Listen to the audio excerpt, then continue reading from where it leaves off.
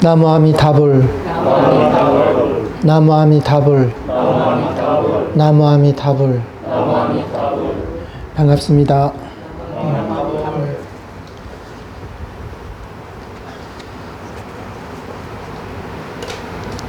오늘이 이행품 강의 마지막 시간이 될 것 같습니다.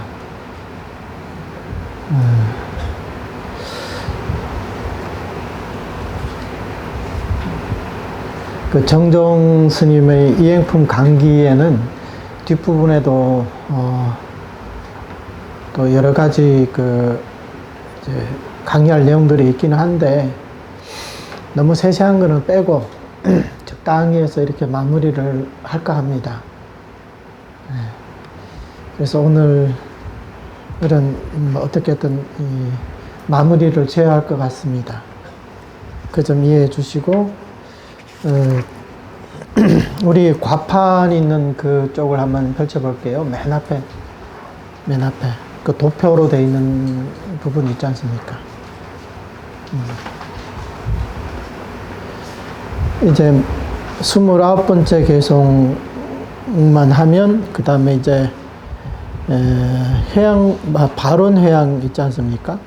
그 이제 세 가지 개송만 하면 이제 미타장은 이제 끝나게 됩니다. 지금 이제 이 부분은 미타장에 관한 그 이제 도표이고요. 그 한번 앞장을 한번 보세요. 바로 앞에 보면 전체 과판이 나와 있지 않습니까? 거기서 서방 한부처님, 이제 세 번째가 서방 한부처님장이고, 그 다음에 네 번째, 다섯 번째, 여섯 번째, 일곱 번째, 제대보살장까지, 이렇게 되어 있습니다. 그래서 이제, 뒤에 부분은,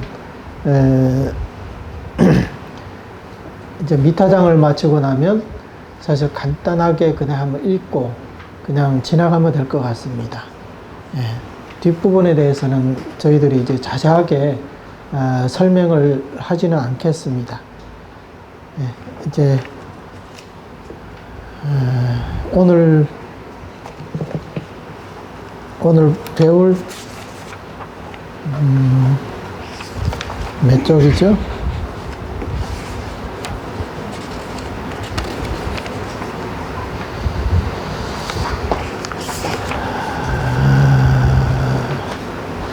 예.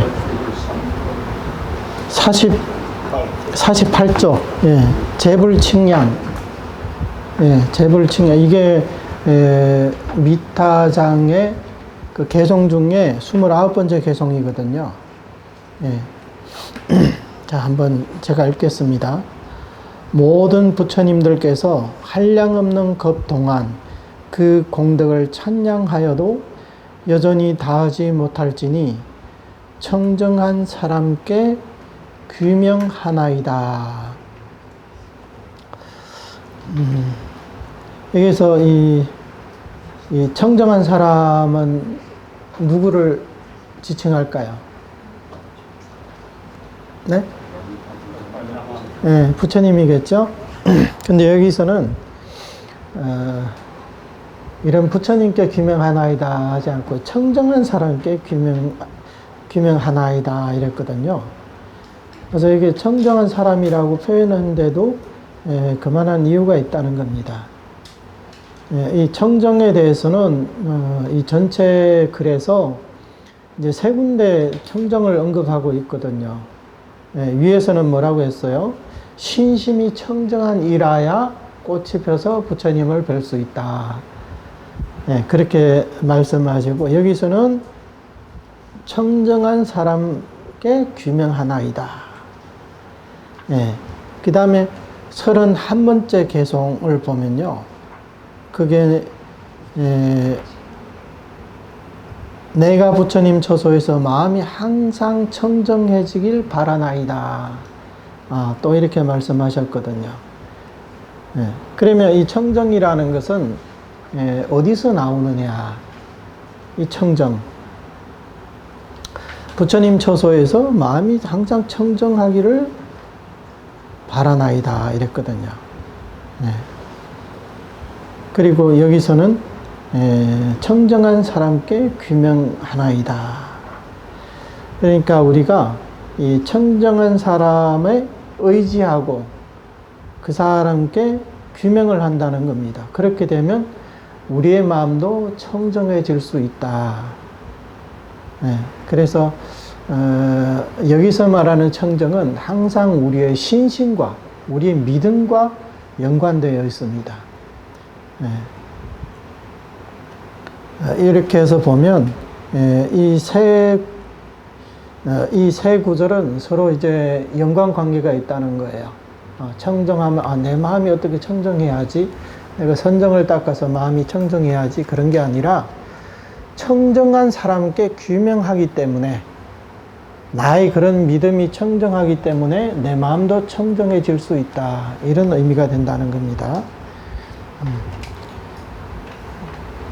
그 다음에 이제 30번째 개성. 여기 소제목 보면 발언해양이라고 했는데, 첫 번째는 원혼염. 네. 혼염해 주시길 원한다. 이게 이제 부처님께서 나를 혼염해 주시기를 바란다, 이런 뜻이거든요. 내 이제 역시 이와 같이 한량없는 공덕을 찬탄하나니 이러한 복의 인연으로 부처님께서는 항상 저를 생각해 주소서. 네. 그래서 생각해 주소서가 저를 혼염해 주십시오, 그런 뜻입니다. 항상 저를 보호해 주시고 저를 생각해 주십시오, 이런 뜻입니다. 네. 부처님의 혼임을 받기를 원합니다. 네. 이런 뜻이고, 그 다음에 이제 31번째. 나의 금생과 전생에서 복덕이 크든 작든 간에 내가 부처님 처소에서 마음이 항상 청정해지길 바라나이다. 이것은 믿음을 얻길 원함, 원득신이라고 했지 않습니까? 그 위에 보면. 네. 근데 여기서 보면 이 원문에는 믿음이라는 말은 없어요. 그렇죠? 근데 이것을 왜 믿음을 얻기를 원함, 이렇게 얘기를 했냐면, 바로 이 청정을 얻길 바란다, 그게 바로 청정한 믿음을 얻길 바란다, 이런 뜻이기 때문에 청정은 항상 우리의 신심과 이제 직결되는 문제이기 때문에 이것을 믿음을 얻기를 원함, 이렇게 얘기를 한 겁니다. 사실 이것 또한 이제 회양이라고 할 수가 있죠. 근데 이 회양은 발언과의 의미와도 비슷합니다. 그래서 보통 이제 회양 발언, 발언 회양 같이 이렇게 쓰는 경우가 많거든요. 신심이 곧 청정이기 때문에 마음으로 항상 청정함을 얻길 바랍니다. 이렇게 말씀하신 거거든요. 그래서 마음이 청정해지기를 바란다. 다시 말해서 믿음을 얻길 바란다. 이 같은 뜻이라는 겁니다.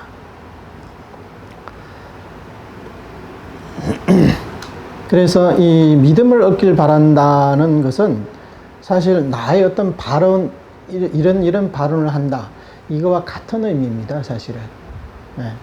서로 이제 다른 각도에서 얘기했을 뿐이거든. 이런 믿음을 얻길 바랍니다, 이 또한 나의 발언이거든요. 그래서 부처님 처소에서, 내가 부처님 처소에서 마음이 항상 청정해지길 바라나이다. 이 부처님 처소에는 이제 두 가지 뜻이 있습니다. 처음에는 내가 부처님으로부터, 그러니까 이 부처님은 뭐냐면 그 앞에서 청정한 사람께 규명하나이다 했지 않습니까? 그러니까 이 청정한 사람은 이 부처님을 말한다는 겁니다. 그 다음에 두 번째는 내가 부처님 처소에서 무엇을 얻기를 바랍니다. 부처님 처소라고 하게 되면 이것은 이제 우리 극락 정토를 말하는 거죠.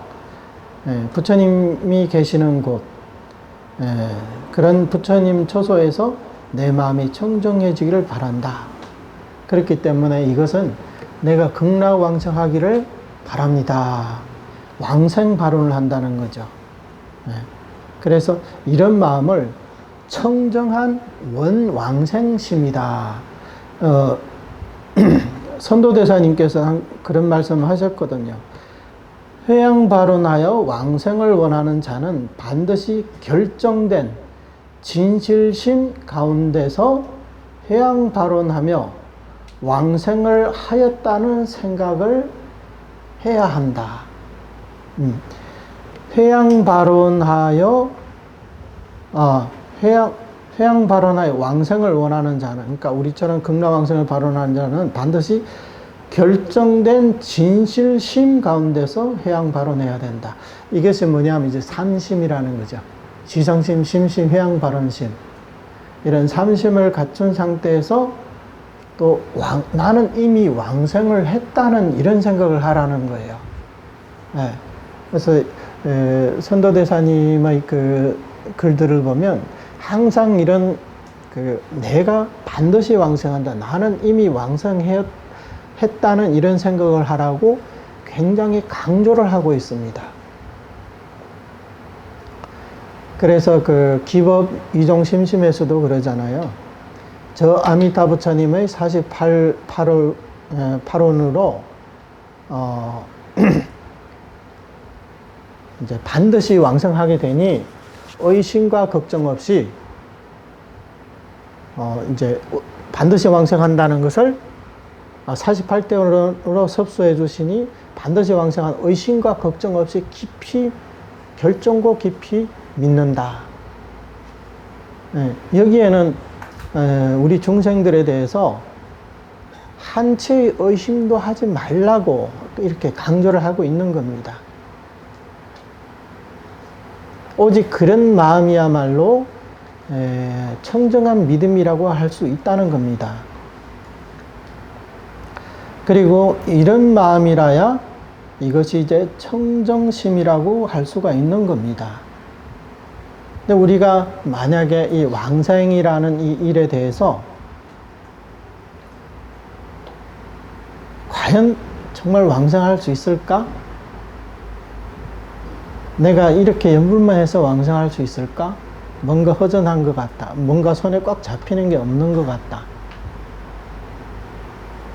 이게 우리 범부 중생들의 일종의 습성이거든요. 또 이제 세간의 어떤 경험을 통해서도 본인 스스로 이제 그런 생각을 많이 하게 된다는 거죠. 지난번에 어떤 그 연호님하고 얘기를 하는데 이제 그렇게 얘기했다는 거예요. 순수정토는 굉장히 위험하다는 거예요. 왜 위험하냐 하니까 왕생은 본래 어려운 건데 저렇게 쉽다고 얘기하면 좀 위험한 거 아니냐고. 이제 그렇게 얘기하더라는 거예요. 이제 그분한테. 그래서 왕생이 어렵다는 것은 어느 경전에, 어느 말씀에 그런 말씀이 있느냐. 그래서 이제 그런 질문을 한 적이 있는데, 그러니까 우리 중생들은 이제 사회 경험을 통해서도 무슨 일을 하든지 반드시 내가 내 손으로 잡을 수 있는 거야. 이게 확실하다고 생각하는 그런 경향이 있다는 거죠. 그러니까 완전히 이제 남한테 맡기면 필경 내가 하는 게 아니기 때문에 상대방이 어떻게 해줄지 모르잖아요. 뭐 진심을 해줄 수 있고 아니면 하고 싶어도 본인이 능력이 안 돼가지고 내가 원하는 대로 일을 못 할 수도 있고 여러 가지 이제 상황들이 이제 존재하게 되거든요. 그런데 그것은 일반 범부들의 서로 이제 교제하는 입장에서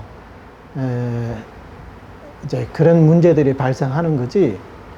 부처님께도 똑같이 적용해가지고 혹시 부처님이 능력이 안 돼서 아니면 부처님이 별로 중시하지 않아서 대충대충 하다 보니까 일이 그르칠 수 있다.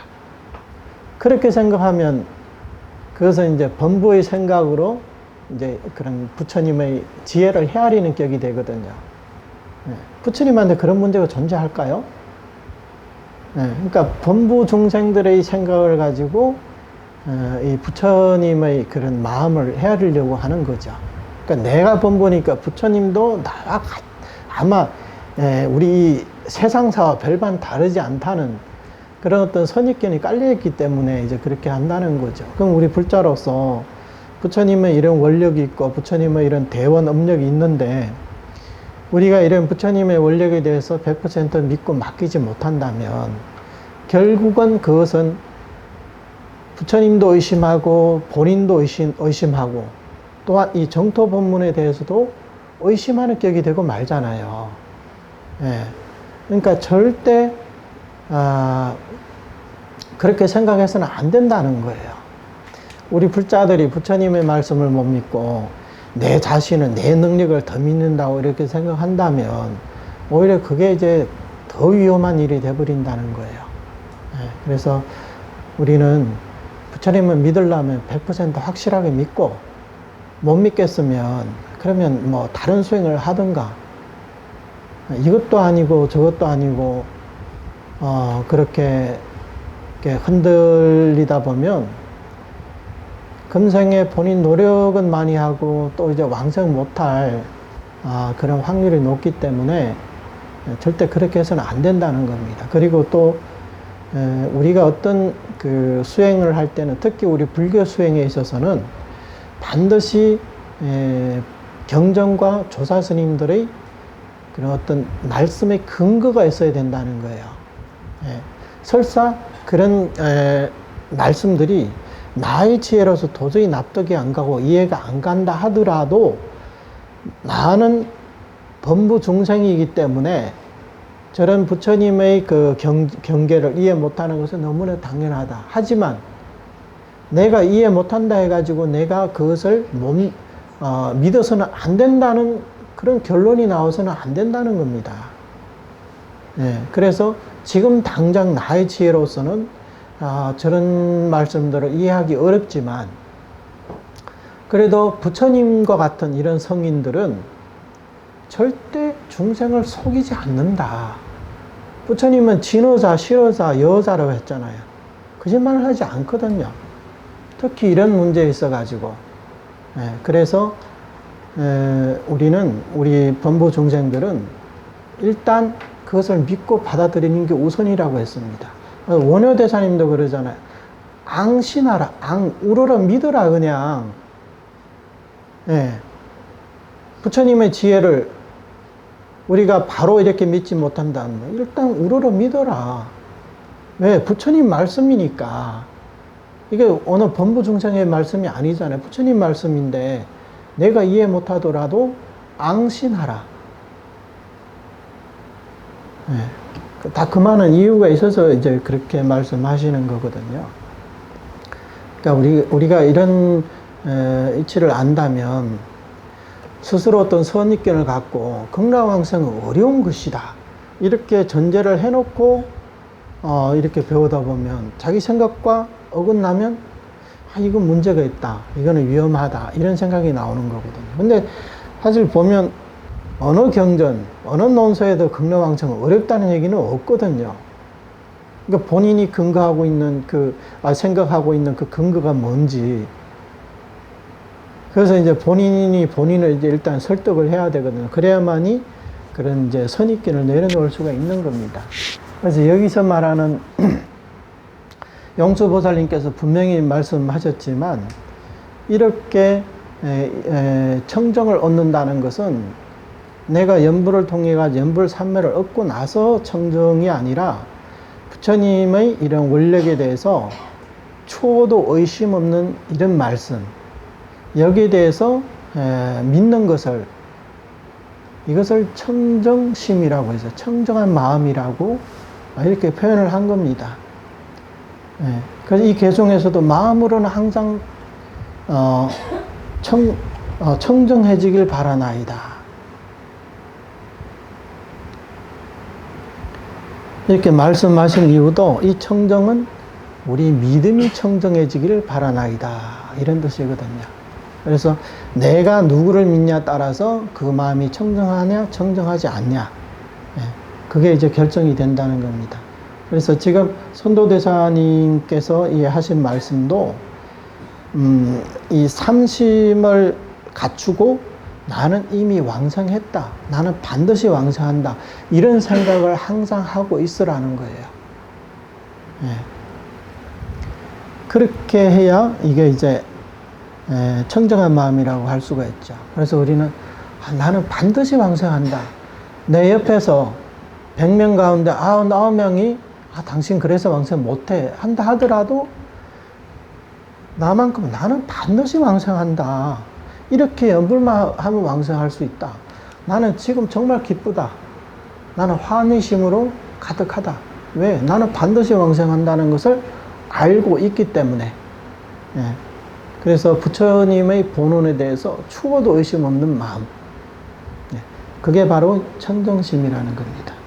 그래서 우리는 특히 전수연불하는 분들은 어떤 걱정이나 의심이나 이런 것들을 하지 않는 것이 신심이 청정한 겁니다.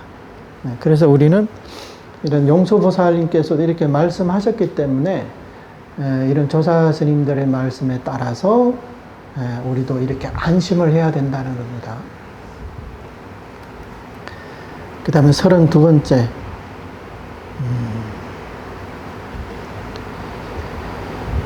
이 복덕의 인연으로 얻은 위없는 미묘한 공덕으로서 원컨대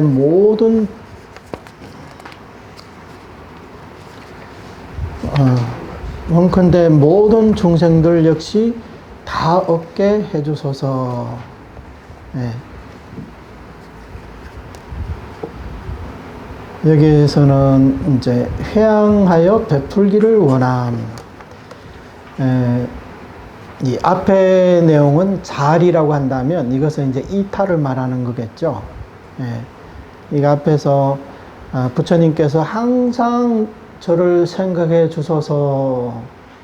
그 다음에 내가 부처님 처소에서 마음이 항상 청정해지길 바라나이다. 이렇게 얘기를 했는데 이 마지막 개송에서는 저뿐만 아니라 일체众生도 다 나와 같이 부처님의 혼임을 받고 마음이 청정해지고 위없는 공덕을 이제 갖추고 전부 다 서방 극락세계에 왕생하기를 바란다. 이것이 이제 용수보살님의 소원이라는 겁니다. 그래서 이렇게 해서 이 미타장에 있는 32수에 달하는 이 개송에 대해서 여기까지 이제 말씀을 드리겠습니다. 이제 개송에 대한 부분은 이제 끝났어요. 여기서 이제 한 가지 문제가 있는데, 이 개송에서는 무량광만 찬탄하시고 무량수에 대해서는 의심이 해석이 없었잖아요. 아미타를 번역하면 우리는 무량광, 무량수라는 것을 알고 있습니다. 하지만 이 개송에서 무량광만 찬탄하시고 무량수에 대해서는 이런 방구도 없었다는 거예요. 그러면 이제 왜 그럴까? 이제 이 부분에 대한 이제 문제가 있습니다. 물론 아미타 부처님을 찬탄하시면서 무량광, 무량수를 다 찬탄할 수가 있습니다. 하지만 여기서는 이제 생략을 해버렸다는 거예요. 거기에는 또 이유가 있어요. 왜냐하면 이 이행품에서 이제 해결하고자 하는 문제는 어떻게 하면 빠르게 아유월치의 지위에 도달할 수 있겠느냐. 이 문제를 해결하기 위해 가지고 지금 이행품을 설한 거잖아요. 그래서 빠르게 불태전의 지위에 어떻게 하면 이룰 수 있느냐는 이런 전제하에서 만약에 무량수를 설하게 되면, 그러면 우리 중생들의 생각으로는 수명이 길기 때문에 뭐 극락세에 가서도 시간이 많이 걸리더라도 언젠가는 성불 하겠지. 이런 생각을 할 수가 있거든요. 그렇잖아요. 무량수랑 수명이 길다는 말이잖아요. 근데 수명이 길다. 그러면 우리가 극락세계 가면, 그러면 천천히 수행하다 언젠가는 이제 불태전을 얻고 성불을 할 수 있겠구나. 이런 생각을 하기가 쉽거든요. 그런데, 여기서도 말씀하셨지만, 이 앞에 계속해서 만약 사람이 임종할 적에 저 나라에 왕생하게 되면 즉시 무량한 덕을 구족하게 되는 까닭에 나는 귀명하나이다. 이런 말씀이 있어요. 그러니까 이건 무슨 얘기냐면 우리가 극락왕생하면 바로 무량한 덕을 갖추게 된다는 거예요. 그러니까 다시 말해가지고 이제 안욕따라 삼맥삼보리를 얻게 된 무량한 덕이 있다. 이것은 아미타 부처님에 대한 찬탄이었거든요. 왜냐하면 부처님께 무량한 덕이 있으니까. 그러면 우리가 왕생하면 우리도 바로 이런 무량한 덕을 얻을 수가 있다는 거예요. 아미타 부처님과 똑같은 무량광, 무량수를 증득할 수 있기 때문에 우리가 극락왕생에서도 수명이 길기 때문에 거기에서 뭐 천천히 수행해가지고 성불할 수 있다. 언젠가는 성불한다. 이런 그 사람들이 이제 오해를 가질까봐 무량수에 대해서는 따로 이렇게 찬탄을 하지 않은 것이다. 뭐 이렇게 생각할 수가 있습니다. 근데 물론 이제 부처님의 각도에서는 이게 무량수라는 것은 항상 중생을 구제한다는 이런 의미거든요. 그러니까 서가모니 부처님은 이 세상에 오셔가지고 80세를 사시고 열반에 드셨잖아요. 그러니까 지금은 우리는 이제 부처님이 인멸하고 나서 이 사바세계에 태어난 중생이기 때문에 우리는 서가모니 부처님을 직접 친견할 그런 복이 없어요. 불자로서 누구나 다 아쉬워할 거예요. 지금 전 세계 어디에 저 부처님이 계신다면 우리는 어떻게든 부처님 친견하러 가려고 하겠죠. 근데 하지만 아쉽게도 우리는 부처님을 친견하고 싶어도 친견할 수가 없어요. 근데 극락세계에는 극락세계 아미타 부처의 무량수이기 때문에 항상 극락세계에서 그 자리에서 설법을 하고 계신다는 거죠. 그러니까 우리는 늦지가 않았다는 거예요. 언제든지 극락왕생하면 바로 부처님의 이런 가르침을 받을 수 있다는 거죠. 그래서 이런 이제 의심을 가질까봐 무량수에 대해서 따로 이제 찬탄을 하지 않은 것이다. 이렇게 이해할 수가 있을 겁니다. 사실 제가 전에 배우던 정토교리에 의하면 저도 이제 그렇게 알고 있었거든요. 극락왕생 하더라도 극락세계에서 이렇게 영맹정진을 하게 되면 좀 빨리 성불을 하고 일단 극락세계가 불태전이니까 뭐 그렇게 뭐 머리카락에 불이 붙었듯이 그래 절박한 마음을 할 필요가 있겠느냐. 그러더라도 언젠가는 성불하기 때문에 이미 불태전은 해결됐기 때문에 시간의 문제다. 그리고 많은 그 주석서에도 그렇게 돼 있거든요. 그러니까 성불하는 시기가 다 다르다. 그렇게 돼 있거든요. 그래서 그런 줄만 알았는데 이런 우리 정토종의 결에 의하면 왕생하는 즉시 우리가 이제 바로 안욕따라 삼맥삼보를 얻을 수 있다는 거예요. 그 역시 부처님의 원력이고 그 역시 명호의 공덕력이라는 거예요. 부처님께서 한량없는 덕을 갖추고 있고 우리가 극락왕생하면 바로 이 한량없는 덕을 우리가 얻을 수 있다면 당연히 우리가 바로 성불하는 게 아니겠습니까? 그 부처님과 같은 무량광 무량수를 증득하고도 우리는 한 단계 한 단계 수행해가지고 성불해야 한다면 그러면 무량한 덕을 갖춘 의미가 뭐가 있어요? 어디에 있겠습니까?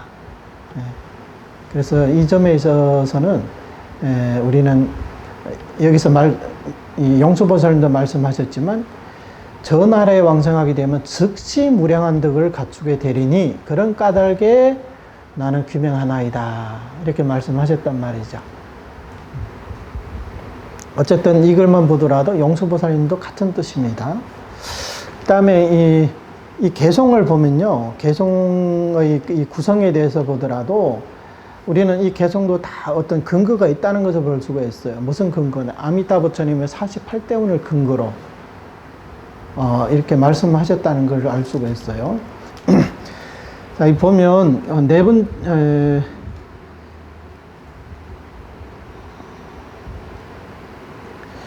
여기 이제 네 번째 개송을 보면요.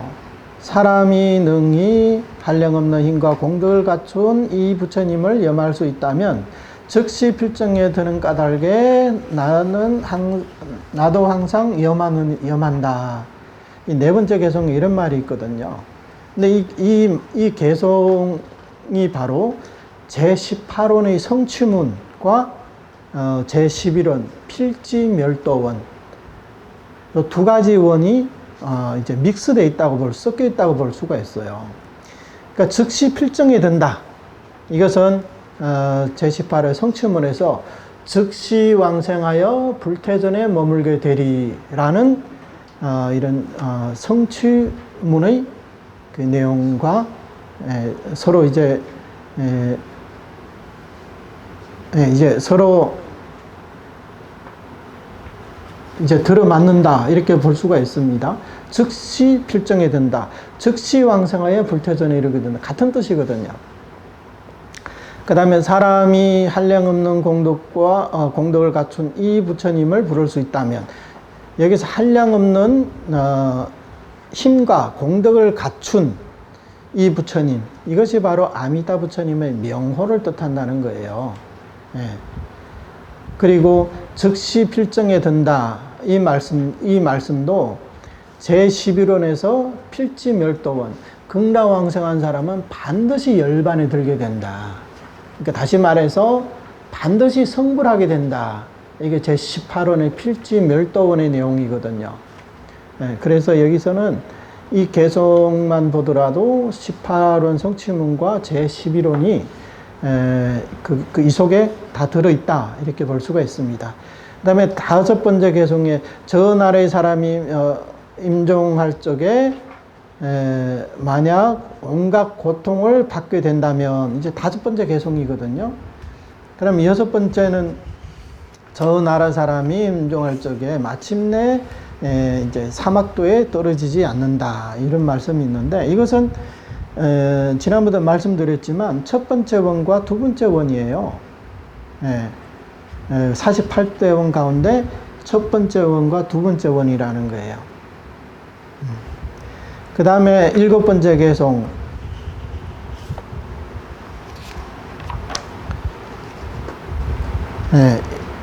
일곱 번째 개송. 여기 보면 무유호추원이라고 되어 있죠. 인간과 천인의 몸이 똑같아서 마치 금산의 정상과도 같으며 모든 수승함이 돌아가는 곳이니 그런 까닭에 엎드려 예배하나이다. 이것은 이제 그 나라 사람들이 이 색신은 똑같다는 거예요. 누가 잘나고 못나고 이런 차별이 없다는 거죠. 이것을 이제 무유호추원이라고 그러고 그 다음에 모든 사람 몸은 금산의 정상과도 같다. 금색신이라는 거예요. 이것이 이제 신계금색원. 네 번째 신계금색원입니다. 그 다음에 여덟 번째, 아홉 번째, 열 번째 개송에서는 제5원에서 제10원까지, 그러니까 육신통을 구족하는 그런 개송이거든요. 이것은 순서도 똑같아요. 48 강성계본에서 나와 있는 그 육신통이 그 순서와도 똑같습니다. 순서도 틀리지가 않아요. 그 다음에 제11호는 이제 앞에 개송이, 네 개송에 있고, 제12원, 무량광명해라고 되어 있죠. 그러니까 첫 번째 개송에 무량광명해, 두 번째는 금색 묘광명이다. 이렇게 나와 있는데, 이것이 바로 제12원이에요. 12원. 12원이 뭐냐면 광명무량원. 나중에 48대원하고 이제 비교해 보시면 알 거예요. 제13원에서는 수명무량원은 무량수에 대해서는 찬탄을 하지 않았기 때문에 이 원력은 이제 생략을 했어요. 그 다음에 즉시 무량한 덕을 갖추게 된다.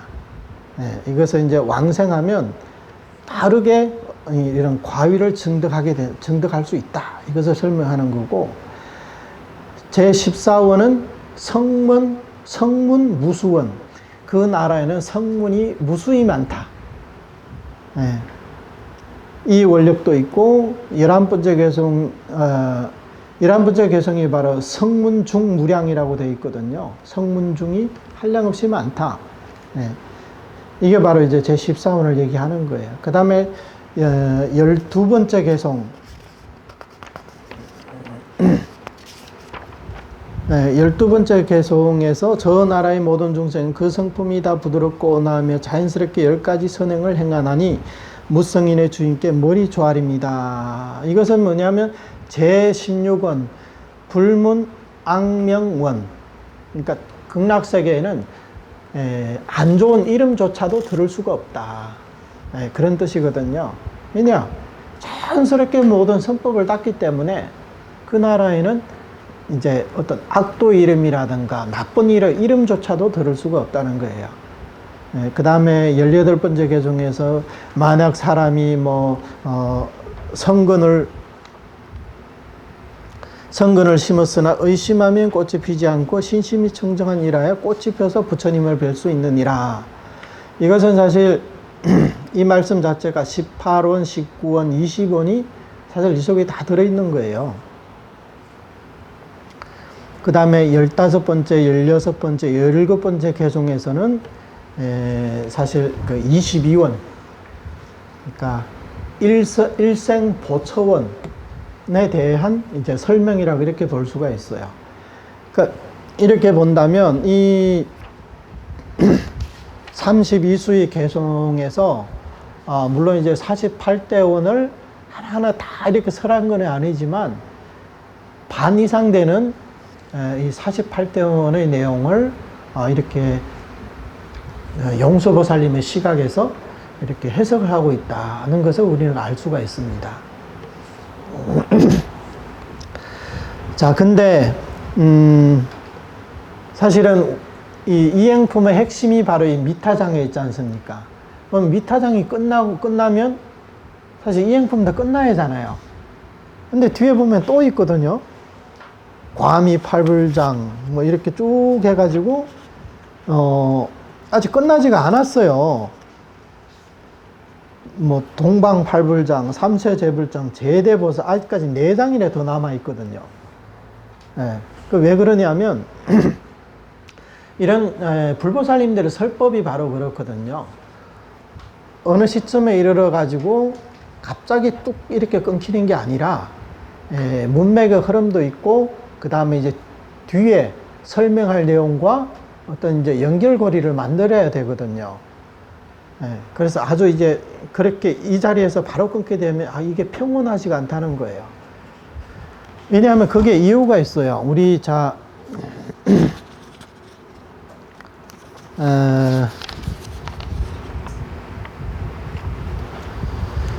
34쪽을 한번 보세요. 34쪽.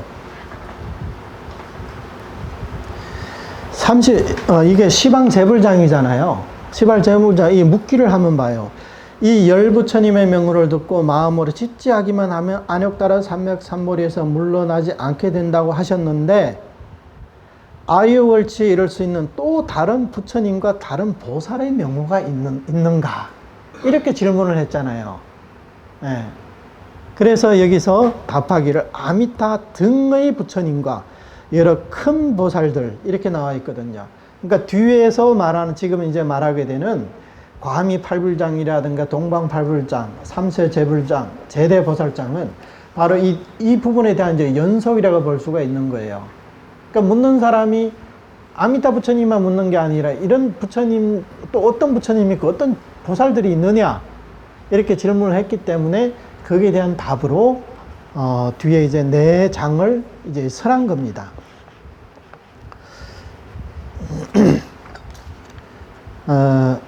그렇기 때문에 뭐 사실 이 마지막 부분에 대해서는 뭐 따로 얘기 안 해도 되지만 그래도 이제 어쨌든 그 이행품의 내용이기 때문에 다 같이 한번 그냥 한번 읽고 넘어가는 거로 이제 대처하겠습니다. 자세한 이제 설명은 이 부분에 대해서는 설명을 붙이지 않을게요. 자, 이렇게 불보살님들의 명호 나올 때는 다들 이제 합장을 하고 계셔야 되거든요. 네. 또 마땅히 비바시불, 시기불, 비수바불, 구루산제불, 아나가모니불, 가섭불, 서가모니불을 염해야 하고 미래 세상의 미륵불도 모두 마땅히 억념하고 예배해야 한다. 개성으로 찬탄하겠다. 위바시 세종께서는 무도나무 아래에서 일체지와 미미한 모든 공덕을 성취하시고 세간을 바르게 관찰하여 그 마음의 딸을 얻으셨나니 내 이제 온몸으로 위없는 분께 규명하나이다. 시기존 세종께서는 분다리 도량의 나무 아래에 앉아서 도리를 성취하셨는데 몸의 빛깔은 견줄 데 없어 마치 자금산이 불타오르는 것 같으시니 내 이제 스스로 삼계 위없는 분께 규명하나이다. 비수바 세종께서는 사라나무 아래에 앉아서 일체 묘한 지혜를 저절로 통달하시고 모든 인간과 천상 가운데 어떠므로 위없으시니 그런 까닭에 나는 모든 게 가장 훌륭한 분께 규명하나이다. 가구촌대부 부처님께서는 안역다라 삼백삼보리를 시라사 나무 아래에서 얻으셨고 큰 지혜를 성취하여 영원히 나거 죽음에서 벗어나셨으니 내 이제 어떠므로 견줄 데 없는 분께 규명하여 예배하나이다. 가나모니 부처님께서는 큰 성인이시며 위없는 분이신데 우단발 나무 아래서 불도를 성취하시어 한량없고 거지없는 일체법을 통달하셨으니 그런 까닭에 나는 어떤가는 위없는 분께 규명하나이다. 가섭불 세종께서는 눈이 마치 쌍으로 핀 눈꽃과 같고 니구루타 나무 아래에서 불도를 이루셨으며 삼계에서 두려운 것이 없어 그런 거리가 마치 코끼리 왕과 같으시니 내 이제 스스로 규명하며 끝이 없는 높은 분께 머리 조아리니다. 서가모니 부처님께서는 아수타 나무 아래서 마구니적을 항복시키고 위없는 도를 성취하셨으며 얼굴은 마치 마늘과 같다 청정하여 흠잡을 데 없으시니 내 이제 영맹이 어떤가는 분께 머리 조아려 예배하나이다. 미래 세상의 미륵불께서는 나가나무 아래에 앉아서 넓고 큰 마음을 성취하시고 저절로 불도를 얻게 될 것이며 공덕이 매우 굳고 단단하여 이길 수 있는 이가 없으리니 그런 까닭에 나는 스스로 견줄 데 없는 미묘한 법안께 규명하나이다. 이제 동방팔불장입니다. 또한 덕성불, 보명불, 성적불, 왕상불, 상왕불, 무량공덕명 자제왕불, 야광무예불, 보유행불, 보화불, 안주불, 산왕불도 역시 억념하고 공경하며 예배해야 한다. 개성으로서 칭찬하겠다. 무승세계의 부처님 명호가 덕성이시니 내 이제 머리 조아려 예배하오며 법보와 승보에도 예배하나이다. 수이희 세계의 부처님 명호가 보명이시니 내 이제 스스로 규명하오며 법보와 승보에도 규명하나이다. 보현세계의 부처님 명호가 승적이시니 내 이제 규명하며 예배하오며 법보와 승보에도 예배하나이다. 선정집 세계의 부처님 명호가 왕당상이시니 내 이제 머리 조아려 예배하오며 법보와 승보에도 예배하나이다. 이구집 세계의 부처님 명호가 무량공덕명이시고 시방에서 자제하시니 그런 까닭에 머리 조아려 예배하나이다. 불광세계의 부처님 명호가 무예야광 부리시니 내 이제 엎드려 예배하며 법보와 승보에도 예배하나이다. 금집세계의 부처님 명호가 보유행이시니 내 이제 엎드려 예배하며 법보와 승보에도 예배하나이다. 미음세계의 보화불과 알리불과 산왕불께 내 이제 엎드려 예배하오며 법보와 승보에도 예배하나이다. 지금이 여러께서는 동방의 세계에 머물고 계시니 나는 공경하는 마음으로 찬양하고 규명하며 예배하나이다. 오직 원하는 것은 모든 여러께서 깊은 자비를 베풀며 불쌍히 여기시고 저희 앞에 몸을 놔두시어 모두가 스스로 뵐 수 있게 해주소서. 이제 3세 제불장입니다. 또 다음으로 과거 미래 현재의 모든 부처님들도 다 마땅히 모두 옹념하고 공경하며 예배해야 한다. 개성으로서 칭찬하겠다. 과거 세상의 모든 부처님께서 문마구니를 항복시키고 큰 지혜의 힘으로써 중생을 널리 이롭게 하셨네. 그때의 모든 중생들은 마음을 다하여 모두가 공양하고 공경하면서 찬양했나니 그런 까닭에 엎드려 예배하나이다. 현재의 시방세계에 헤아릴 수 없는 부처님들은 그 수가 겐지스 강의 모래보다 더 많아 한량 없고 거지 없다네. 모든 중생 자비 베푸며 가엾이 여겨 항상 미묘한 법륜을 굴리시나니 그런 까닭에 내가 공경하여 규명하며 머리 조아려 예배하나이다. 미래 세상의 부처님들은 몸의 빛깔이 금상과 같고 광명은 한량 없으며 무상우가 서로 스스로 창업하셨네.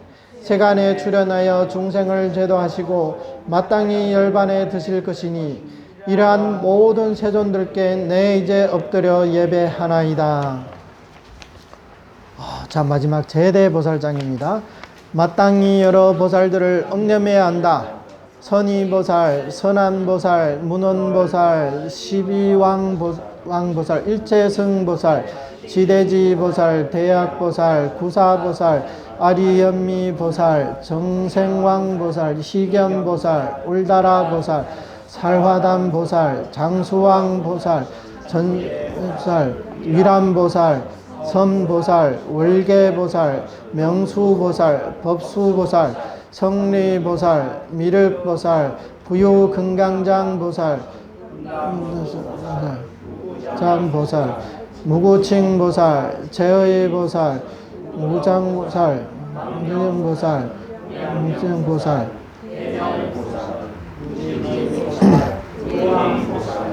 변이보살, 이름보살, 월음보살, 무보살, 미음성보살, 대음성보살, 견정진보살, 상견보살, 변발보살, 장엄왕보살, 상비보살, 상분경보살, 법상보살, 법의보살, 법희보살, 법수보살, 법적보살, 발정진보살, 지혜보살, 정위덕보살, 나라연보살, 선사유보살, 법사유보살, 발타파라보살, 법익보살, 고덕보살, 사자유행보살, 희근보살, 상법을보살, 보살, 용덕보살, 문수사리보살, 묘운보살, 운음보살, 승의보살, 조명보살, 용중보살, 승중보살, 위의보살, 사자의보살, 상의보살, 이의보살, 증의보살, 보명보살, 해정보살, 약설정보살, 유덕보살, 관세자재보살, 다라니 자재왕보살, 대자재왕보살, 무덕보살, 불허견보살, 이약도보살, 일체용건보살, 파암보살, 공덕보살, 화대덕보살, 금영락명덕보살, 이제응계보살, 신무예보살, 등견보살, 불등견보살, 삼매유희보살, 법자재보살, 법상보살, 명장엄보살, 대장엄보살, 보정보살, 보인수보살, 상거수보살, 상하수보살, 상참보살, 상희보살, 희왕보살, 변제보살, 성보살, 효래음보살, 지보거보살, 용시보살, 제망보살, 마광보살, 공무예보살, 부성보살, 천왕보살, 파마보살, 전덕보살, 자재보살, 정상보살, 출과보살, 사자후보살, 흑능보살, 능승보살, 산상당불 당왕보살, 향상불 대향정보살, 백향상보살, 상정진보살, 불휴식보살, 묘생보살, 화장음보살, 관세음보살, 득대세보살, 수왕보살, 산왕보살, 세망보살, 보시보살, 파마보살, 장엄국토보살, 금계보살, 주계보살 등이 계신다. 이와 같은 여러 큰 보살들도 모두 마땅히 억념해야 하고 공경하고 예배하며 아유월치를 구해야 하느니라.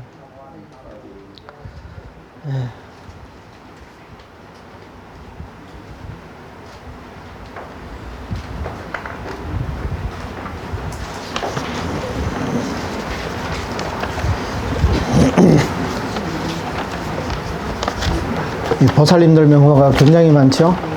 네.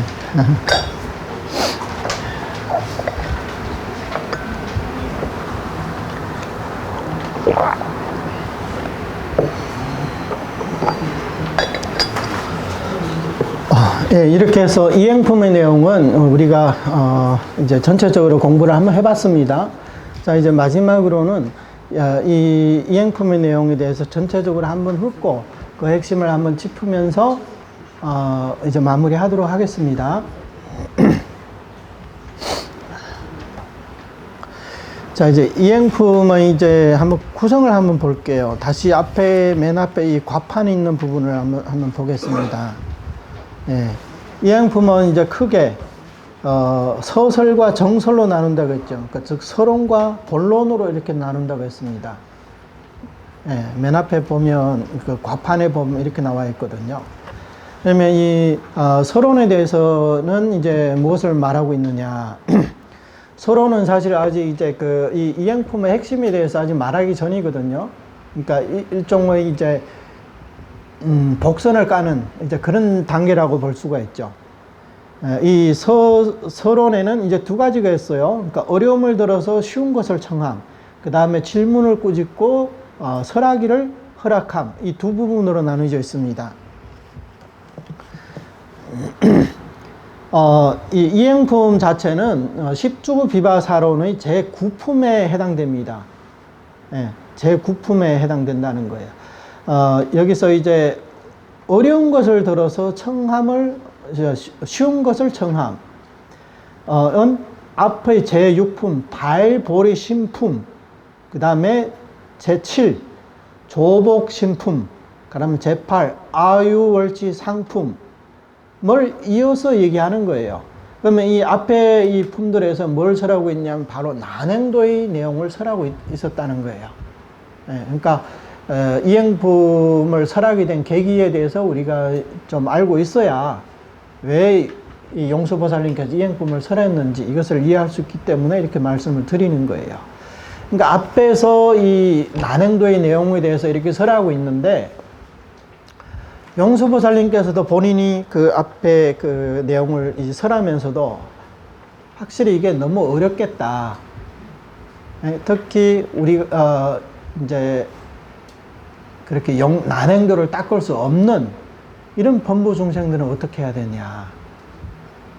이게 바로 용수보살님 자비심이자 이제 지혜라고 볼 수가 있죠. 그래서 이행품은 사실은 그 화엄경 10지품하고는 사실 아무런 연관이 없거든요.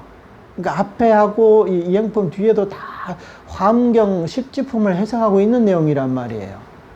그럼에도 불구하고 이 속에 이행품을 이제 끼우는 거라는 거죠. 예. 그래서 앞에서 그 난행도의 그 내용을 설명하고 있는데 너무나 어렵다는 것을 알기 때문에 그래서 그러면 쉬운 게 없냐? 혹시 쉬운 게 없을까? 이제 이런 질문을 하게 이제 됐다는 겁니다. 그래서 이 어려움이라는 것은 너무나 어렵다. 왜 어렵냐? 모든 난행을 닦아야 한다. 그러니까 모든 어려운 행을 닦아야 된다. 또는 여러 가지 어려운 행을 닦아야 된다. 그 다음에 또 하나는 오래오래 지내야만 얻을 수 있다. 흔히 3대 아성지급이라고도 얘기하고, 화엄경의 입장에서는 3대 아성직업이 아니라 무량겁이 걸린다고 그랬어요. 사실 성불을 하려면. 예, 무량겁이 걸리는. 그러니까 3대 아성직업도 사실 이게 방편설이라는 거죠. 예.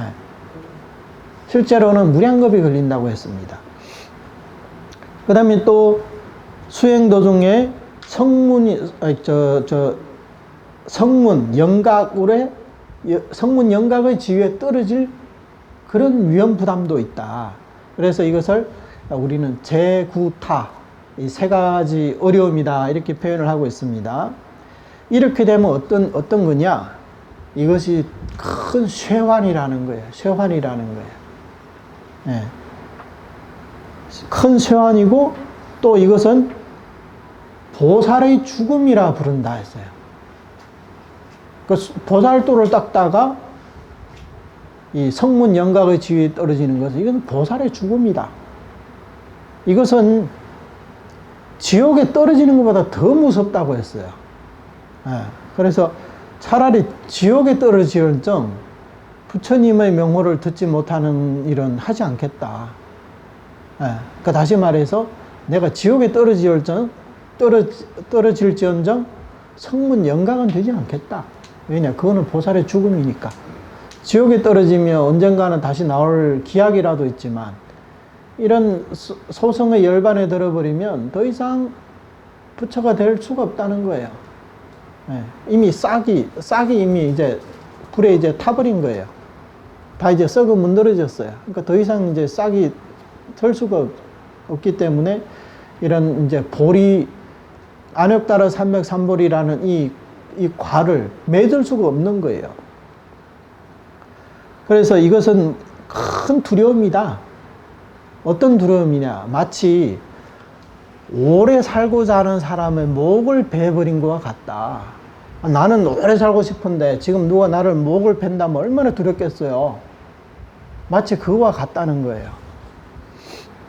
그러니까 이렇게 이행도라는 것은 이렇게 어렵다는 거예요. 그래서 이제 질문을 합니다. 만약 재불의 법문 중에 이행도가 있어서 바르게 아유왈지의 지위에 도달할 수 있는 방편이 있다면 설해 주길 바란다. 이렇게 이제 질문을 합니다. 예. 이것을 뭐라 하냐면 어려움을 들어서 쉬운 것을 청함. 건한 청의. 이렇게 얘기하는 거예요. 이걸 가지고 건한칭이라고 하는 거예요. 이 어려움이 어느 정도로 어려우냐? 바로 우리가 양손으로 삼천대천세계를 들어 올리는 것보다 더 어렵다는 거예요. 예. 그래서 이러한 그 질문에 대해서 용수보살님은 직접, 알았어, 내가 얘기해 줄게. 이런 그 답변 방식을 택하지 않고, 이제 역으로 오히려 질문자를 꾸짖습니다. 너 무슨 소리냐? 발보리심하고 이제 보살도를 구하는 자는 마땅히 난행, 능행, 난인, 능인. 그러니까 남들이 닦기 어려운 것을 닦아야 되고, 참기 어려운 것도 참아야 되고, 용맹정진해야 되는데, 어떻게? 머리에 붙은 불을 끄듯이, 그렇게 이제 용맹정진하고 이 목숨을 아끼지 않고 이 한 목숨 아끼지 않고 이 소성인들보다 억배나 더 용맹정진해야 될 터인데 어떻게 이런 말을 할 수가 있느냐? 왜 이렇게 비겁하고 연약하고 큰 마음이 없고 왜 이렇게 기계 없는 소리를 하느냐? 하면서 이제 엄청 꾸짖습니다. 그리고 이런 꾸짖음 한 번뿐만 아니라 두 번을 꾸짖게 되거든요.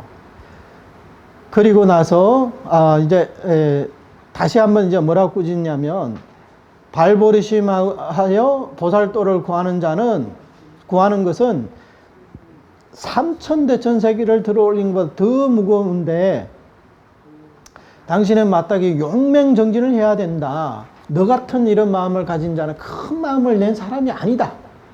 이렇게 꾸짖게 됩니다. 그래 놓고 이제 말이 싹 바뀝니다.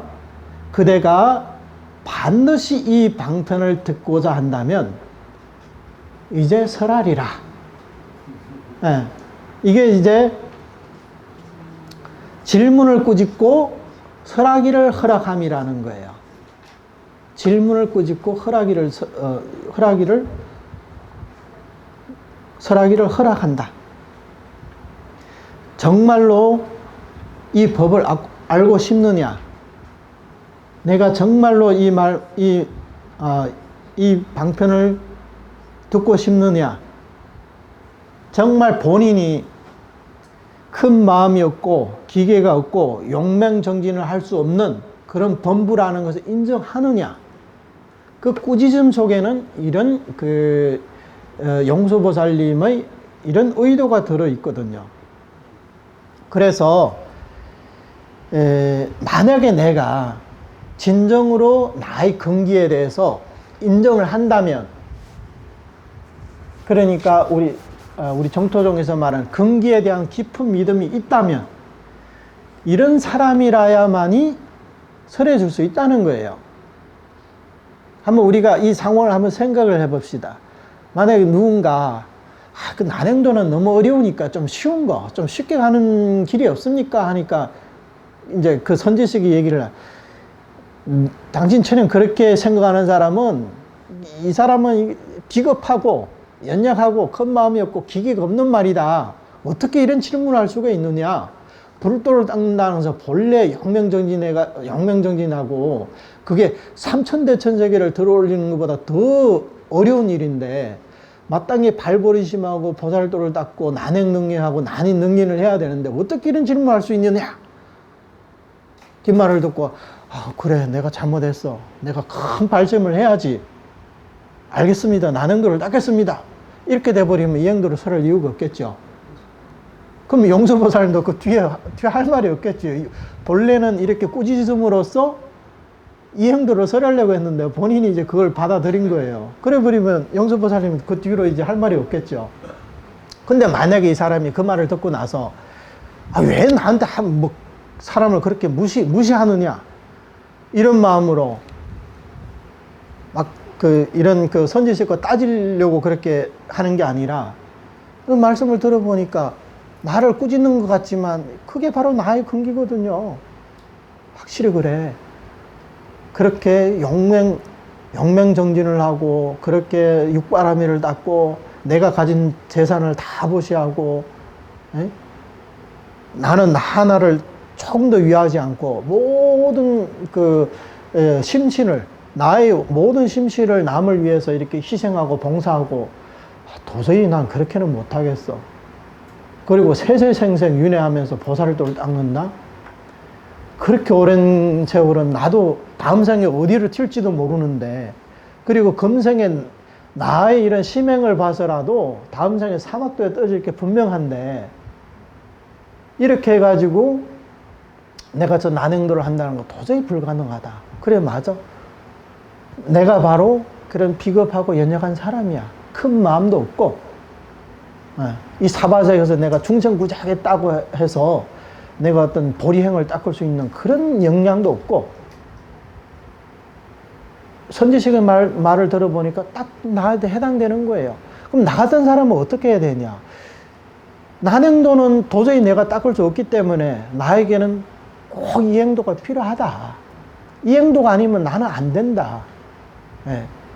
그러니까 조금만 노력하면 나는 난행도를 닦을 수 있지만 그래도 쉬운 게 좋지 해가지고 한번 들어보자. 이 행도가 얼마나 쉽느냐. 이런 심정이 아니라 내 자신이 바로 그러한 근기이기 때문에 나의 근기로는 오직 이 행도가 있어야만이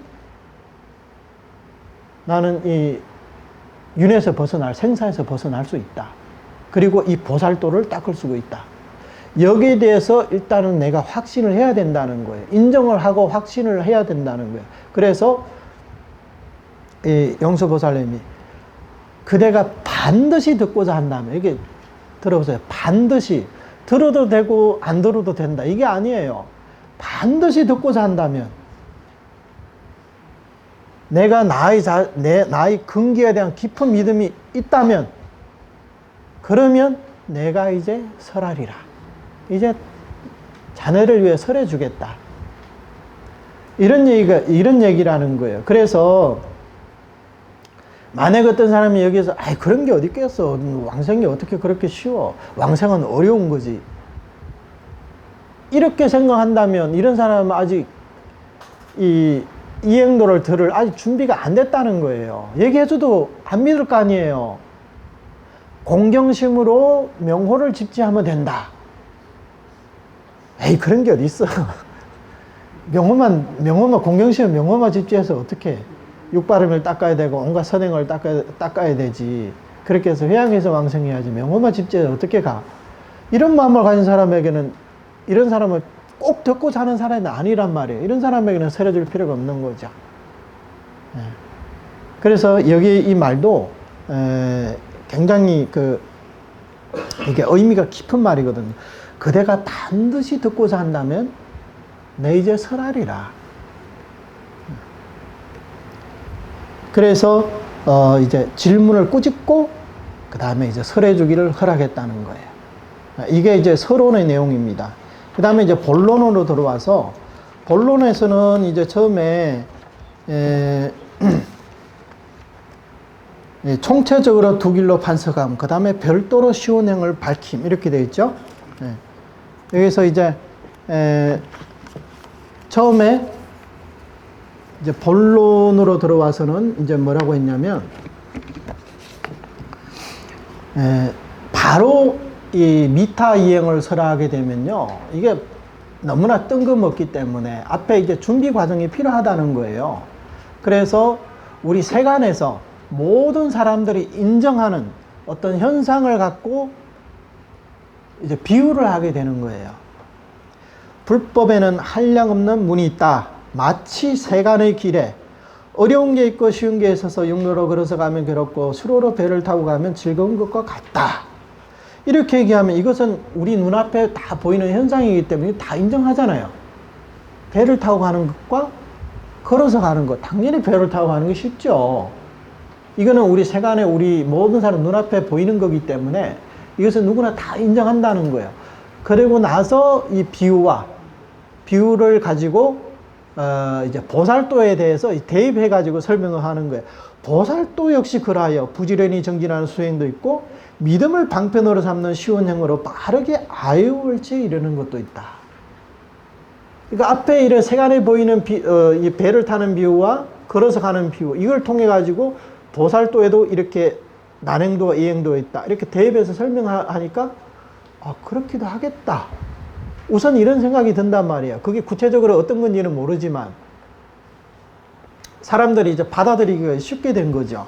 그런데 여기서 바로 미타 이행을 얘기하는 게 아니라 시방제불에는 이게 보편적인 법이다.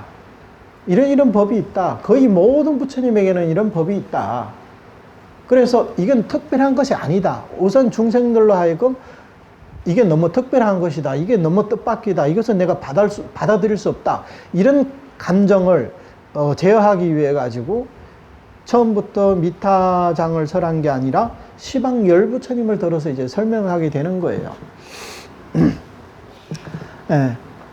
그래서 여기 이제 보살도를 보면요, 보살도에 두 가지가 있는데 부지런히 용맹정진하는 이런 수행이 있는가 하면 믿음을 방편으로 빠르게 아유월지에 이르는 이런 방법도 있다.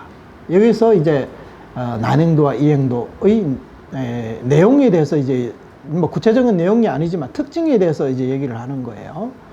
이 비유를 통해서 모든 불법을 우리는 난이도로 이렇게 판석할 수 있다. 이렇게 되면 이 말씀을 하신 이유가 우리 중생들은 그럼 어려운 것을 버리고 쉬운 것을 가야 돼. 어려운 길을 버리고 쉬운 길을 가야 되겠다. 당장 이런 마음이 들게 생기잖아요. 그런데 이제 문제는 뭐냐면 이행도는 가기는 쉽지만 믿기가 어렵다는 거예요. 그런 특징이 있잖아요. 난행도는 어때요? 믿기는 쉬운데 실천하기가 어려워요. 이제 그런 특징이 있단 말이에요. 그래서 이 이행도를 설할 때는 반드시 어떤 복선을 깔아둬야 되는 거예요. 바로 미타장만 딱 설해 놓으면 다들 뜬금없어 하거든요. 이게 앞뒤 문장과 연결되는 것도 아니고 갑자기 이 문장을 딱 들어서 얘기하게 되면 사람들이 받아들이기 어렵다는 게, 물론 우리 같이 지금 정토성을 수행하는 사람들에게는 문제가 없겠지만 용서보살님 그 시대 사람들은 거의 다 난행도 수행을 하고 있는 그런 그 수행 풍토 속에서 뜬금없이 바로 미타장 하나만 딱 설해 놓으면 그때 사람들은 믿기가 어렵다는 거죠. 예. 그러니까 그런 이제 역사적인 현실도 있기 때문에 이렇게 용조보살님께서 바로 미타장을 들어 설명하는 게 아니라 한 걸음 한 걸음 우리들을 이끌고 이제 그 본인이 설하고자 하는 그 핵심으로 이제 들어가고 있다는 거예요. 이제 근데 그게 이제 과정이 필요하다는 거죠. 그래서 여기서 난행과 이행은 서로 이제 배대되는 관계가 서로 상대적인 관계라는 거예요. 난행도는 말 그대로 어렵다는 거잖아. 이행도는 말 그대로 쉽다는 거예요. 그러니까 어려움과 쉬움의 이런 그 상대적인 그런 관계가 있다는 거예요. 그럼 한번 볼게요. 이 난행도와 이행도를 비교하면 이런 이제 한 5가지가 있어요. 난행도는 온갖 어려운 행을 닦아야 한다. 이게 난행도 내용이잖아요. 그러면 이행도는 어떨까요? 틀림없이 많은 이런 어려운 행을 닦는 게 아니어야 된다는 거죠. 이건 너무나 당연하잖아요. 똑같으면 똑같이 난행도지 이행도를 할 필요가 없죠. 두 번째, 난행도는 부지런히 정진해야 되는 수행이라는 거예요. 부지런히 용맹정진해야 된다. 머리에 붙은 불을 끄듯이 그런 절절한 마음으로, 절실한 마음으로 용맹정진해야 된다는 거예요. 근데 그렇다면 이행도는 뭐예요? 그렇게까지 용맹정진하지 않아도 된다. 또는 그렇게까지 용맹정진하지 못하는 사람도 이행도는 다 닦을 수 있다. 그런 뜻이 되는 거거든요. 그 다음에 세 번째, 이행도는 오래오래 해야만이 얻을 수 있다. 그럼 난행도는 어때요? 빨리 얻을 수 있어야 되겠죠. 그래서 빠르게 아유월치 지위에 얻을 수 있다, 이룰 수 있다. 그렇게 얘기를 한 거죠. 예. 그래서 이행도는 반드시 빨라야 됩니다. 그 다음에 네 번째, 이행도는 타락할 수가 있어요. 성문 영각으로 타락할 수 있어요. 그러면 이행도는 반드시 타락할 위험이 없어야 된다. 이것도 너무나 당연하겠죠. 그 다음에 5번째는 난행도는 큰 쇠환이라고 했어요. 큰 쇠퇴와 이 근심이라는 거예요. 근데 그러면 이 큰 쇠환이라는 것은 일종의 손실을 말하는 거거든요. 큰 손실이다. 그렇다면 이행도는 큰 이익이 있어야 된다는 거예요. 내지 한 번만이라도 염한다면 큰 이익을 구족하고 큰 이익을 얻고 위없는 공덕을 갖추게 된다고 했잖아요. 이게 바로 이행도라는 거예요. 그래서 이 내용만 보더라도 이행도의 특징이 뭐고 난행도의 특징이 뭔지 우리는 이런 것을 이제 분명히 알 수가 있습니다. 그래서 이것은 이제 총체적으로 난이도를 밝히는 거고, 그 다음에 별도로 이행을 밝힌다. 그 다음에 들어와서 이제 이행도를 밝히게 됩니다. 근데 이행도를 밝히는데도 바로 아미타불의 이행을 밝히지 않고 이제 시방 11장을 설하게 됩니다. 그래서 선덕불이 어떻고 뭐 정토가 어떻게 좋고 부처님께 어떤 공덕이 있고 이렇게 해서 시방 11장을 설하게 됐습니다. 그래서 이것을 가지고 우리는 뭐냐면 연밥을 얻기 위해서 연꽃을 피운다. 위령고화. 이렇게 얘기를 했습니다. 그러니까 진실을 얻기 위해서 우선은 방편을 먼저 시설했다는 거예요.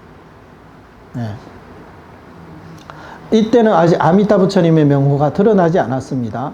그 다음에 두 번째 장, 시방 재불장에 들어와서는 여기서도 바로 아미타 등의 부처님과 제대보살들을 칙명하여 일심으로 부르면 역시 불태전을 얻을 수 있다.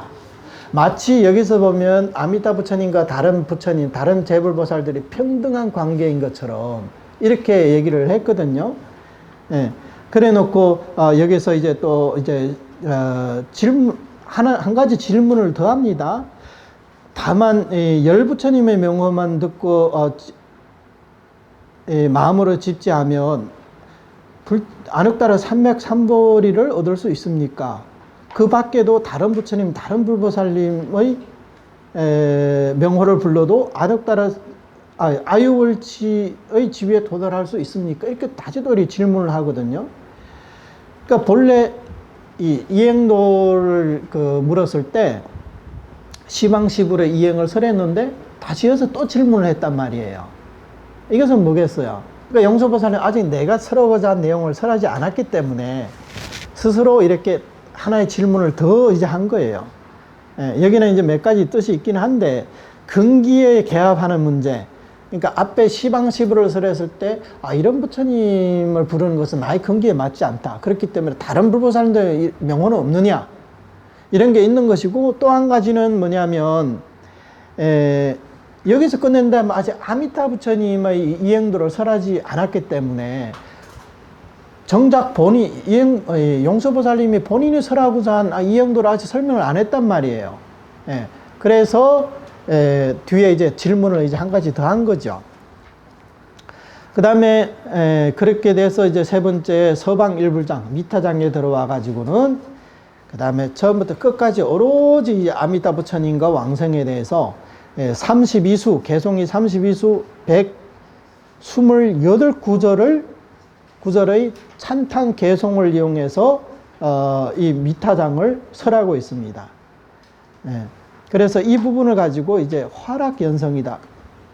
연꽃이 떨어지고 오로지 이제 홀로 연밥만 남는, 이제 방편은 다 버리고 오로지 이제 진실만을 드러나는 게 이제 미타장이라는 거예요. 그 다음에 미타장을 이어서 과미 팔불장, 동방 팔불장, 이런 것들은 제대보살들, 이런 것들은 아까 말씀드렸죠. 아미타 부처님 등과 제대보살들이 있어서 이제 그 명호를 불러서도 이 안욕따라 삼력삼머리를 얻을 수 있느냐. 이 질문에 따라서 그 뒤에 이 네 가지 장이 이제 연결이 되는 겁니다. 근데 우리가 아까 읽어봤지만 그 문장들은 굉장히 간단해요. 뭐 특별한 어떤 설명이 없어요. 제대보살장은 그냥 보살들 명호만 있잖아요. 그러니까 이 부분은 이제 중심이 아니다, 핵심이 아니다, 이것을 알 수가 있는 거죠. 그래서 뒤에 부분은 이제 이게 이제 이행품은 제 9장이라고 했잖아요. 제 10장이 뭐냐면 제어품이라고 했어요. 비바사론에서는 제어품이라고 했어요. 그러니까 이제 과도적인 이제 연결이 하나의 연결이 된다는 거예요. 그걸 통해 가지고 바로 이제 제업장으로 넘어가는 하나의 이제 과도기라 이렇게 볼 수가 있는 거죠. 그러니까 이 정토문에서 성도문으로 다시 넘어가는 그런 이제 과도기에 있다 이렇게 볼 수가 있습니다. 그래서 전체적인 이제 이행품의 구성은 이렇게 되어 있다는 겁니다. 이 정도까지만 아시고 그 다음에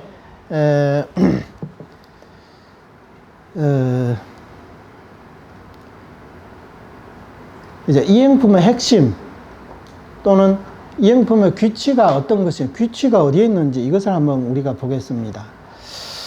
이 부분은 사실 제가 번역한 이행품 개론이라고 있거든요. 우리 카페에 다 올려져 있어요. 그 부분에 대한 그 부분의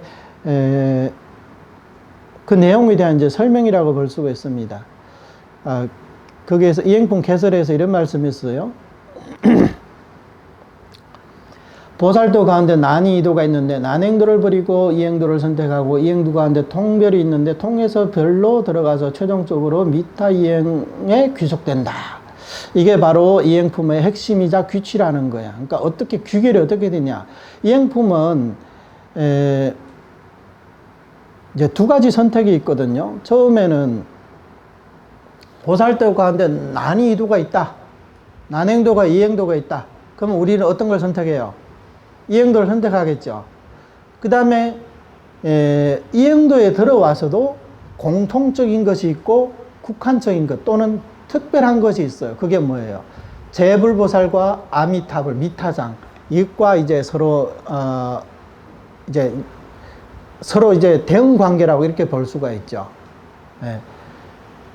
그러니까 다른 불보살님들은 공통적이라는 거예요. 하지만 그 중에 가장 특별한 게 미타장이라는 거예요. 그러면 우리가 제불의 이행과 미타 이행 사이에 우리는 어떤 걸 선택할까요? 당연히 우리 미타 이행을 선택하게 된다는 거죠. 그래서 이행품을 보면요, 이렇게 이중의 선택이 있다. 그러면 결국 이 귀취는 어디 있냐? 귀결이 뭐냐? 바로 전체 이행품을 통해 가지고 우리는 미타 이행으로 선택에 들어가야 된다는 거예요. 이게 이제 이행품의 귀취다. 그렇게 볼 수가 있습니다. 전에도 제가 처음에 볼 때도 그렇고 또 이제 그렇게 얘기하는 사람들도 많았었거든요. 처음에 이행품을 딱 봤을 때 총 7장으로 되어 있는데 서방 일불장은 그 가운데 한 장에 불과하잖아요. 그래서 봤을 때 이것은 처음부터 그가 다 평등한 관계다. 누가 더 특별하고 누가 뭐 특별하지 않고 그런 차이가 없다. 그러니까 이 용서보살은 많은 이행이 있는데 그 중에 그냥 특별히 그냥 미타장을 넣었을 뿐이지 그렇다고 그게 하나가 특별한 게 아니다. 다 평등한 관계다. 이렇게 생각하는 사람들이 많다는 거예요. 저도 처음에 봤을 때는 그걸 이게 뭐 꼭 미타장만 이렇게 얘기한다고 볼 수 있을까 이렇게 생각을 했는데 이행품에 대해 가지고 이렇게 우리가 좀 심도 있게 공부하다 보면 이행품의 핵심이 미타장에 있다는 건 너무나 뚜렷해요. 분명하고. 그렇죠. 지금까지 공부하면서 그걸 느끼겠죠. 그러면 이 부분에 대해서 이것도 이제 설명이 있어야 된다는 거죠. 그래서 여기서 지금 말씀드렸지만 난행도를 버리고 이행도로 들어오라. 그 다음에 공통적인 것, 재불의 이행에서 미타 이행으로 들어가라. 이게 이제 귀취라고 했습니다. 그래서 여기서 이제 혜정 스님께서는 이 부분에 대해 가지고 이제 두 가지 방면으로 수평적 관찰과 수직적 관찰 이 두 가지로 해 가지고 이제 설명을 했거든요. 제가 한번 읽어보겠습니다. 예로부터 대덕들이 이 이행의 공통점과 국한점에 대해 혹 6가지 차이를 들거나 혹 8가지 차이를 들거나 내지 16가지 차이를 들어 해석하였다. 여기에는 12가지 차이로 용합하고 귀납함으로써 이행품은 아미타불의 이행을 그 종지로 삼고 있다는 것을 밝히겠다. 그래서 수평적인 관찰로는 12가지 차이점. 그러니까 재불의 이행과 미타 이행이 왜 다르냐? 또 이 용수보살님의 뜻이 왜 이행품에 있다고 미타장에 있다고 하느냐? 그 이유에 대해서 얘기를 하는 거예요. 자, 첫 번째, 총체적인 찬탄과 별도의 찬탄의 차이. 이행품의 문자상으로 봤을 때 재불의 이행을 찬탄한 대목에서는 그것을 한데 종합하고 병렬하여 총체적으로 찬탄하였으나 아미타불의 이행을 찬탄할 때는 특별히 한 장을 설립하였으며 이 장에서는 유일하게 오로지 아미타불 한 부처님만 찬탄했을 뿐 다른 부처님은 없었다. 우리가 읽어봤듯이 시방 시불장이나 시방 재불장이나 과미 팔불장이나 그 다음에 이 나머지 이 장에서는 한 장에 같이 넣어가지고 이렇게 찬탄을 했잖아요. 근데 미타장에서만큼 다른 불보살님들은 일절 언급하지 않고 오직 아미타 부처님 한 부처님에 대해서만 이렇게 설명하고 있다는 거. 이게 차이라면 차이죠. 그 다음에 상세한 찬탄과 간략한 찬탄의 차이. 재불을 찬탄하는 개성은 겨우 2개성에 불과하지만 아미타불 한 부처님을 찬탄하는 개성 무려 32개성에 128구절이 찬가에 달한다. 또한 시불장에서 선덕불에 대한 찬탄은 비록 다른 부처님들보다 좀 더 많고 구체적이긴 하나 그 개성과 장항을 합하여 계산해 보면 총 410글자지만 미타장은 무려 676글자나 된다. 여기서 그 상세함과 간략함의 차이를 알 수 있다. 이게 무슨 얘기인지는 알겠죠? 따로 설명을 안 할게요. 찬탄의 주체와 찬탄 대상의 차이 세 번째입니다. 아미타불은 찬탄의 대상이고 재불은 찬탄의 주체이므로 결코 동등하지가 않다. 재불장의 결론 및 미타장을 개송해서 다음과 같이 말하였다. 이러한 재불 세존들께서 지금 시방의 청정한 세계에 계시는데 모두가 아미타불을 증명하고 생각하느니라. 이게 하나 있고, 시방의 현재 부처님들께서 각가지 인연으로 저 부처님의 공덕을 찬탄하시니 내 이제 규명의 예를 올리나이다. 그러니까 다른 부처님들께서 제불들이 아미타 부처님을 찬탄하고 그 명호를 부른다는 거예요. 예. 그 부처님이 아미타 부처님이거든요. 예. 그러니까 아미타 부처님은 지금 찬탄을 받고 있는 대상이고, 누가 찬탄의 주체는 누구냐? 제불들이라는 거예요. 예. 그러니까 여기에도 이제 일종의 이제 차이인 거죠. 그 다음에 또 한 개송이 있어요. 모든 부처님들께서 한량없는 급 동안 그 공덕을 찬탄하여도 여전히 다하지 못할지니 청정한 사람께 규명하나이다. 이거 오늘 배운 거잖아요. 그러니까 모든 제불들께서 아미타 부처님의 공덕을 한량없는 급 동안 찬탄하여도 다하지를 못한다. 예. 이로써 아미타불이 찬탄의 대상이자 규명의 대상으로서의 부처님이라는 것을 분명히 알 수 있다. 이게 세 번째. 네 번째, 등의 주체와 등의 대상의 차이. 이 등이라는 게 능등, 소등이라고 이렇게 표현하는데 불교에서 능소라고 했을 때 능은 어떤 주체를 말하는 것, 소는 대상을 말하는 거예요. 자, 이 이행품의 제불장 혹은 다음의 제어품을 읽다 보면 아미타불 등의 제불이라는 문구가 나타나는데 모두 아미타불을 대표로 삼고 있다. 따라서 아미타불을 등의 주체로 삼고 제불을 등의 대상으로 삼고 있음을 알 수 있다.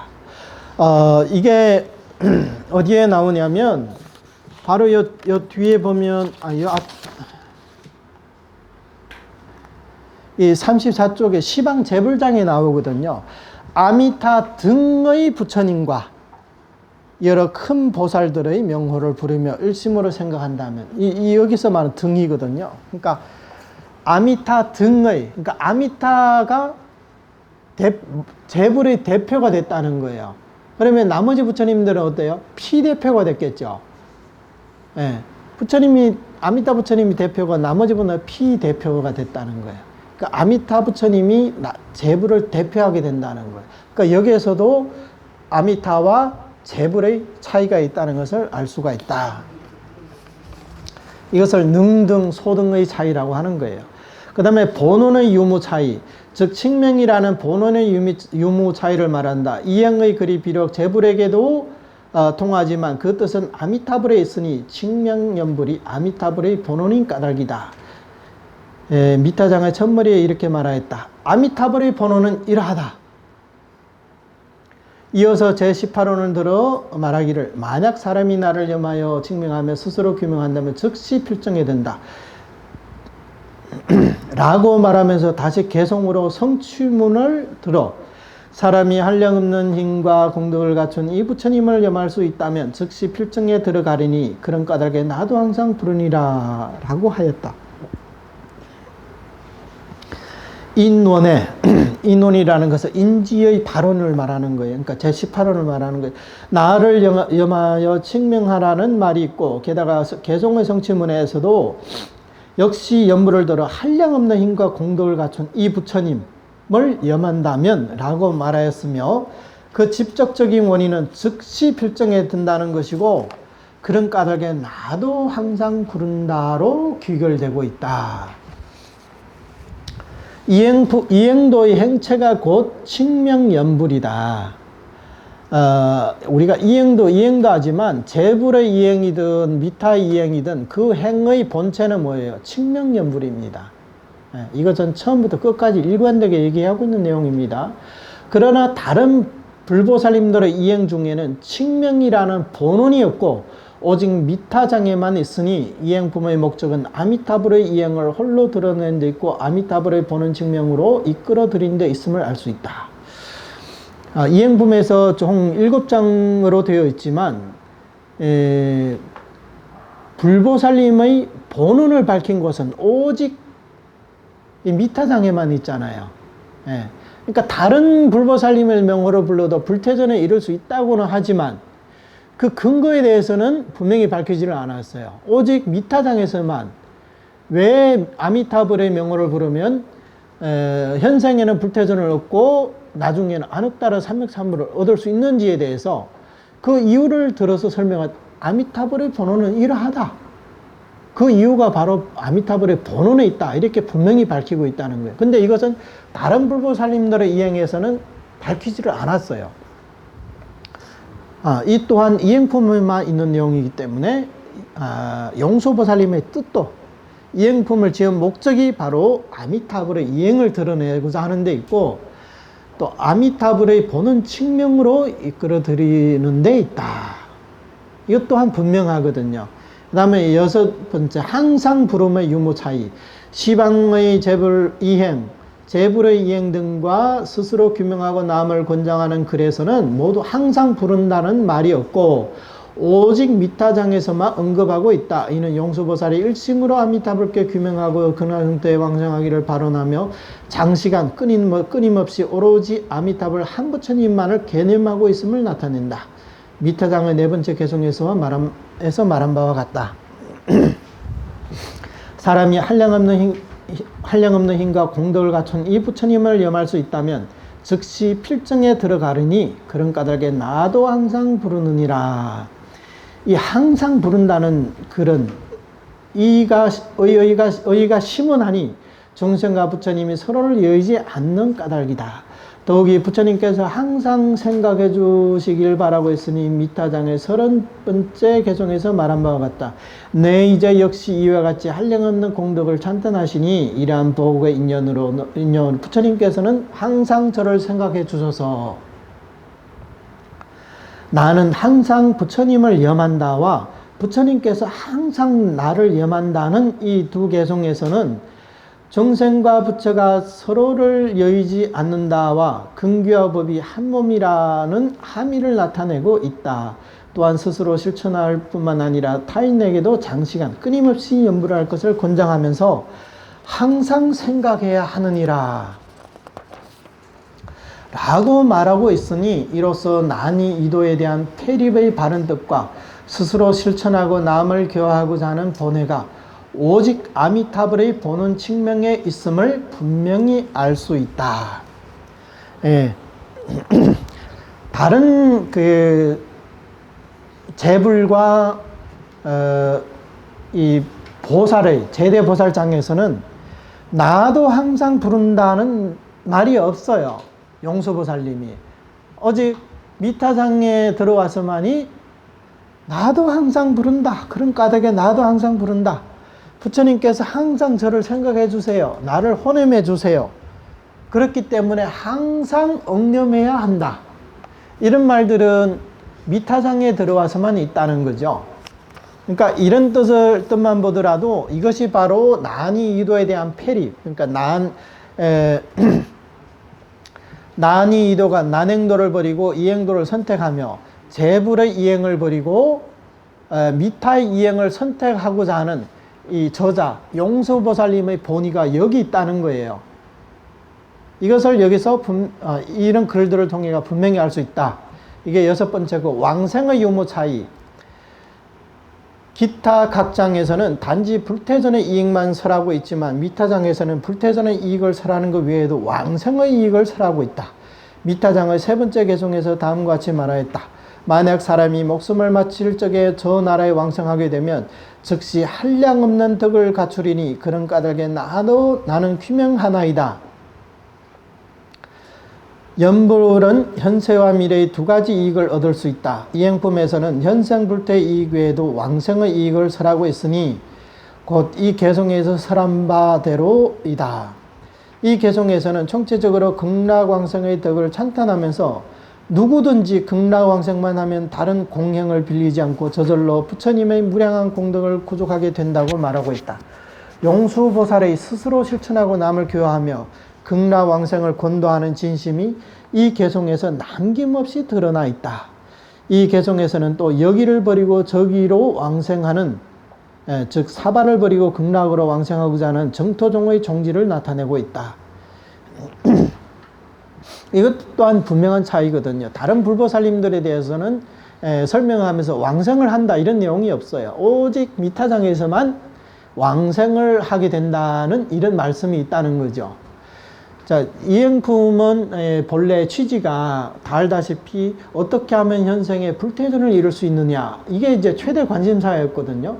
근데 미타장에 들어와서 본래 이행품의 취지와 벗어난 극락 왕생에 대해서까지 설하고 있단 말이죠.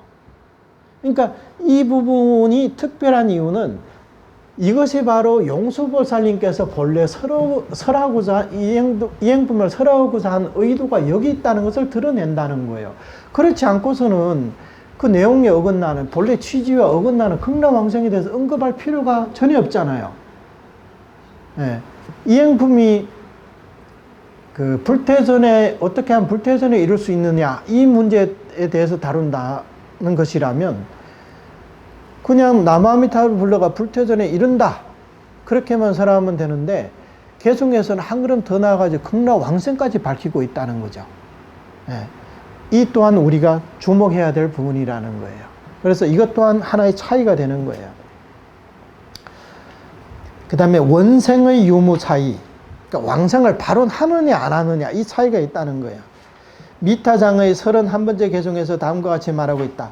나의 금생과 전생에서 복덕이 크든 작든 간에 내가 부처님 처소에서 마음이 항상 청정해지길 바라나이다.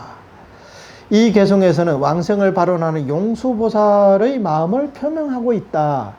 부처님의 처소란 극락정토를 가리키는 것으로 부처님의 처소에서 마음이 항상 청정해지길 바란다는 것을 곧 극락정토에 왕생하기를 바란다는 취지를 나타내고 있는 것이다.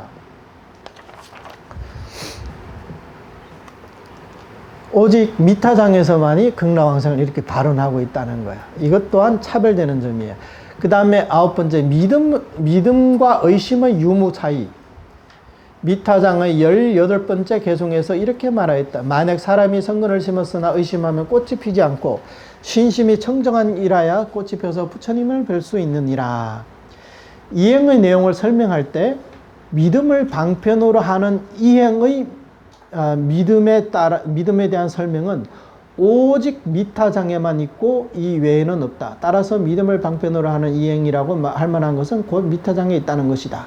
우리가 앞에서 난이도판을 얘기할 때 난행도의 내용이 뭐라고 했어요? 믿음을 방편으로 하는 쉬운 행으로 빠르게 아유월치에 이룰 수 있다 이렇게 얘기했잖아요. 근데 그 믿음이 뭐냐? 거기에 대해서는 재불보살장에서는 그런 데에 대한 언급이 없어요. 오직 미타장에서만이 믿음과 의심에 대해서 이렇게 설명을 하고 있다는 거죠. 그러니까 난이도판에서 그 이응도에 대한 그 특징, 그게 바로 미타장에서만이 이렇게 뚜렷이 나타나고 있다는 거예요. 네, 이 점도 우리가 눈여겨볼 부분이다. 그래서 이 이행도라는 것은 바로 미타장에 있다는 거예요. 거기에 대한 정확한 해석과 그 취지가 여기서 드러난다는 겁니다. 그 다음에 10번째 승선의 유무 차이. 미타장의 28번째 개송에서 이렇게 말하였다. 저 팔정도의 배를 타고 건너기 힘든 바다를 건너서 자신도 제도하고 남도 제도하나니 나는 자제한 있게 예배하나이다. 이행품의 첫머리에 총체적으로 난이도를 판석하는 대목에서는 승선을 가지고 이행도를 비유하였다. 그랬잖아요. 예, 배를 타고 가는 것과 같다 그랬죠. 예. 그러나 시방 11장으로부터 시작하여 각 장에 이르기까지 모두 이 비유가 없고 오직 미타장에서만 저 팔정도의 배를 타고 건너기 힘든 바다를 건넌다라는 비유가 있다. 팔정도의 배는 아미타불의 만덕 홍명에 대한 비유이고 저 팔정도의 배를 타고가 곧 아미타불의 명호를 칭념하는 것이다. 아미타불의 명호에는 무량무변하고 불가사의한 공덕이 있어서 불법 가운데 모든 공덕, 예컨대 사막, 육바라밀, 37조도품 내지 무량한 다라니까지 아미타불 한 부처님의 명호 속에 모조리 구족되어 있다. 하나를 들어 전체를 거두고 있으니 남는 것도 없고 모자라지도 않는다. 여기서 이행인 까닭은 전부 미타장에 있다는 것을 분명히 알 수 있다. 에, 우리 정토 불교에서 항상 이런 말이 나와. 육자명호 대원선 이런 말이 있거든요. 그 다음에 아미타불의 대원선을 타고 피안으로 간다 이런 말도 있어요. 예. 그 말의 근거가 바로 여기 있는 거예요. 예. 근데 재불보살장에서는 이런 비유가 없어요. 꼭 오로지 오직 이 미타장에서만이 승선에 대한 비유를 구체적으로 이렇게 언급하고 있다는 거예요. 왜 배를 타고 가는 거? 그 배가 무슨 배냐? 바로 그게 팔정도의 배이고 팔정도의 배가 바로 육자명호라는 거예요. 그래서 육자명호 대원선이 나왔다는 거예요. 그러니까 우리가 전수연불에서 오로지 남아미타만 불러서 왕생한다. 이게 어려운 내용이 아니거든요, 사실은. 왜냐, 이게 바로 팔정도의 배이기 때문에 부처님의 모든 공덕이 담겨져 있는 그런 배란 말이에요. 그런 배를 타고 왕생 못하면 뭘 해서 왕생할 수 있겠습니까? 내 자려고 닦은 공덕에 의지해서 왕생한다? 그건 천만의 말씀 절대 불가능합니다. 네. 그렇기 때문에 이런 용서보살님 이 개송에 대해서만 우리가 분명히 이해하더라도 연불왕생의 이치에 대해 의심할 게 하나도 없다는 거예요. 틀려도 용서보살부터 틀렸어요. 네. 용서보살님도 틀리는데 우리가 좀 틀리면 어때요? 그러니까 그런 걱정은 우리가 전혀 할 필요가 없다는 거죠. 그 다음에 11번째, 회양의 유무 차이. 오직 미타장 개송에서 결론 부분에서만 회양에 대한 글이 있다. 이 복덕의 인연으로 얻은 위없는 미미한 공덕으로서 원컨대 모든 중생들 역시 모두 다 얻게 해주소서. 기타 재불보살의 장에는 회양 문구가 없다. 이것은 용수보살이 자기 자신이 아미타불의 정토에 왕생하기를 발언하며 스스로 실천하고 남을 교화하는 목적이 바로 이 아미타불의 이행에 있다는 것을 표명하고 있는 것이다. 자리이타. 여기에 대한 이제 글이 이것도 오직 미타장에만 있다는 거예요. 다른 불보살은 이 공덕을 회양한다 어쩐다 이런 얘기 하나도 없잖아요. 그 다음에 이제 마지막에 예언의 유무 차이. 석종께서는 이미 임능가경 권구에서 용수보살의 초지라는 성인의 과의를 증득하고 극락정토에 왕생한다고 예언하시면서 다음과 같이 말하였다. 남천축국 중에 대덕 비유가 있는데 이름은 용수보살이고 유무에 대한 견해를 깨뜨릴 수 있으니 사람들을 위해 나의 성인 대성무상법을 설하여 환희지를 증득하고 안락국에 왕생하리라. 이미 이런 예언이 있다는 거예요, 용수보살님. 그러면 용수보살님이 극락왕생하신 이상 이런 거를 보면 우리는 당연히 용수보살님 본인도 극락왕생에 마음을 두고 있다. 미타이행에 마음에 두고 있다. 이것은 너무 분명하지 않겠습니까? 여기서 용수보살이 시방재벌의 시방정토 중에서 오로지 아미타불의 이행 및 극락정토를 선택하여 그 규치로 삼고 있다는 것을 나타내고 있으니 그렇다면 이행품에서 아미타불의 이행을 종지로 삼고 있다는 것은 말하지 않아도 알 수 있을 것이다. 이것은 두말하면 잔소리라는 거예요. 뿐만 아니라 아미타불의 극락정토에 왕생하는 것은 이행일 뿐만 아니라 수승하다는 것도 알 수 있다. 그 다음에 이제 결론입니다. 이제까지 서술한 여러 가지 차이를 종합해 볼 때 용수보살이 이행품을 찬술한 목적은 아미타불의 이행을 뚜렷이 밝히면서 자신의 규치를 토로하는 데 있다는 것을 분명히 알 수 있다. 동시에 재불보살의 이행을 나란히 열거한 뜻은 피차 간의 차이를 대조함으로써 아미타불의 이행이야말로 모든 이행 중의 지극한 이행임을 두드러지게 드러내어 후대의 정토 행자들이 따르는 바가 있고 아울러 이것으로 성도문의 건기들을 인도하여 아미타불의 이행으로 들어오게 하려는 것이다. 얼마나 잘 이렇게 설명을 해놨습니까? 우리 보고 이것을 이해하라고 하면 우리는 모를 거예요. 그냥 한번 읽고 지나가면 다 비슷한 것 같네 하고 이렇게 지나갈 텐데 이렇게 선지식께서 이 사이에 있는 이 중에 있는 비교를 통해 가지고 차이점을 12가지를 들어가지고 이렇게 설명을 하니까 정말 그렇구나 하는 그런 생각을 갖게 되겠죠, 지금. 예, 전에는 몰랐는데 이렇게 자세하게 12가지 차이를 들어서 설명해 주니까 우리가 알지. 그렇지 않으면요, 일반인들 이행품 한번 보라고 하면 한번 읽고 나면 거기서 거기에요. 이게 중심이, 핵심이 어디 갔는지도 모르고 목적이 뭔지도 모르고 그냥 재불보살들의 이름만 그냥 이렇게 나열했구나. 이 중에 아무 불보살 명호로 불러도 이 불퇴전에 이를 수 있다. 그냥 이런 결론을 얻지. 용수보살님이 이행품을 지은 목적이 뭐고 규칙은 뭐고 핵심이 뭔지 그것을 우리는 이해하기 힘든 거예요. 그래서 선지식이라는 것은 바로 이런 데서 나타나는 거예요. 딱 이렇게 보면 전에 우리가 모르던 것을 하나하나 껍질을 까고 하니까 나중에 그 알맹이가 딱 남게 된다는 거예요. 예.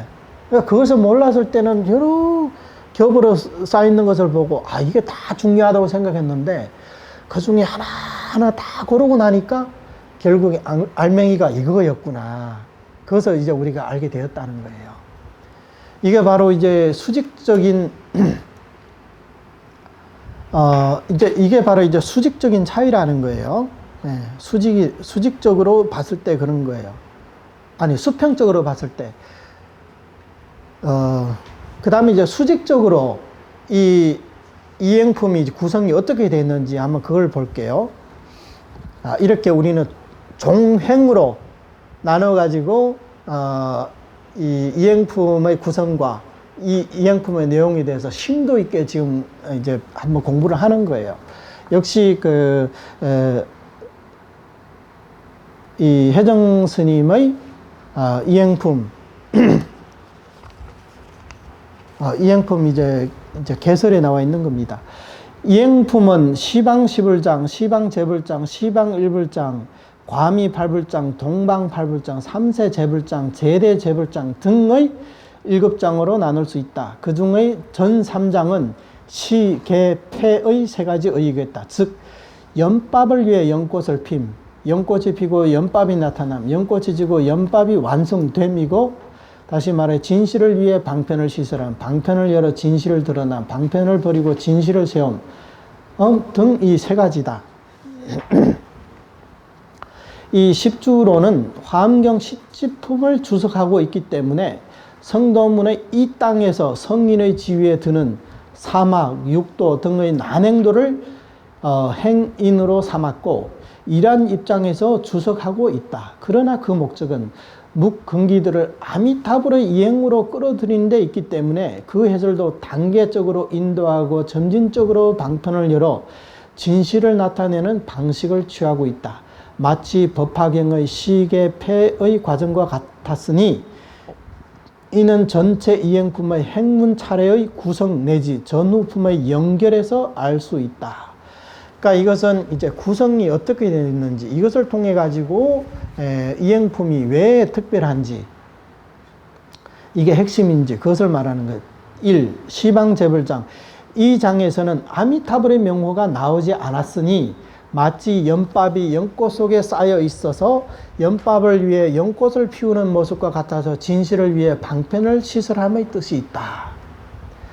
그 다음에 두 번째는 시방재불장. 이 장에서는 아미타불의 명호가 나왔고 동시에 재불의 대표가 되었으니 마치 연꽃이 피고 연밥이 나타나는 모습과 같아서 방편을 열어 진실을 드러냄의 뜻이 있다. 이 부분에서는 연꽃과 연꽃이 동시에 존재하는 거예요. 공존하고 있는 거예요. 그 다음에 이제 서방 1불장. 이 장에서는 재불을 언급하지 않고 찬탄하지 않았으며 오직 아미타불 한 부처님만 폭넓게 찬탄하고 있었으니 마치 연꽃이 지고 연밥이 완성되는 모습과 같아서 방편을 버리고 진실을 세움의 뜻이 있다. 여기서는 모든 군더더기가 다 사라지니까 모든 방편이 다 사라지고 오직 진실만이 홀로 남아있게 된다는 거죠. 이게 바로 미타장이라는 거예요. 그래서 이것을 방편을 버리고 진실을 세운다는 거죠. 그 다음에 과미 8불장. 이제 밑에, 그 뒤에 이제 4장을 말하는 거예요. 이후의 4장은 앞의 문장을 받아서 뒷 문장을 읽고 있었으니 다음의 제어품과 연결되는 까닭이다. 앞에서 시방 재불장을 얘기할 때 아미타 등의 부처님과 그 다음에 그 제대보살들이라는 게 나왔거든요. 그러니까 그것을 이어주는, 그 말씀을 이어주고 뒷문장을 읽고 있으니 그 다음에 이제 그 뒤에 또 이제 제어품과 연결된다는 거예요. 그래서 뒤에 네 가지 장을 이렇게 설한 겁니다. 이게 이제 수평적 관찰과 수직적 관찰을 통해 가지고 우리는 이제 이행품 전체에 대해 가지고 더 이제 깊이 있게 이행품이 미타장이 이행품에서 어떤 위치에 차지하고 있는지 이것에 대해 가지고 우리 다시 한번 이렇게 살펴봤습니다. 그 다음에 이제 또 이행품이 마지막으로 이행품에서 이제 10가지 최초가 있어요. 10가지 최초. 첫 번째 뭐냐? 최초의 정토종 조선이다. 이행품은요, 우리 정토종에서 최초의 논서가 되는 거예요. 용수보살님이 우리 정토종의 초조이기 때문에 이분의 이행품 역시 우리 정토종 역사에서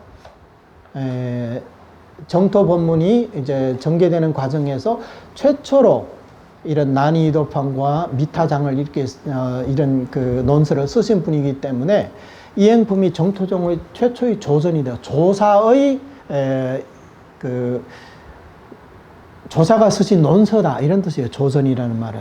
그 다음에 최초의 정토종 교판이다. 난이도판이 최초로 그 교판이 나왔거든요. 특히 정토종의 입장에서. 그러니까 이것도 최초가 되는 거예요. 세 번째, 최초로 이행도를 판정하였다. 이행도란 말이 최초로 나온 게 바로 이행품에서 나왔거든요. 그 전에는 뭐 난행도, 이행도 이런 말이 없었단 말이죠.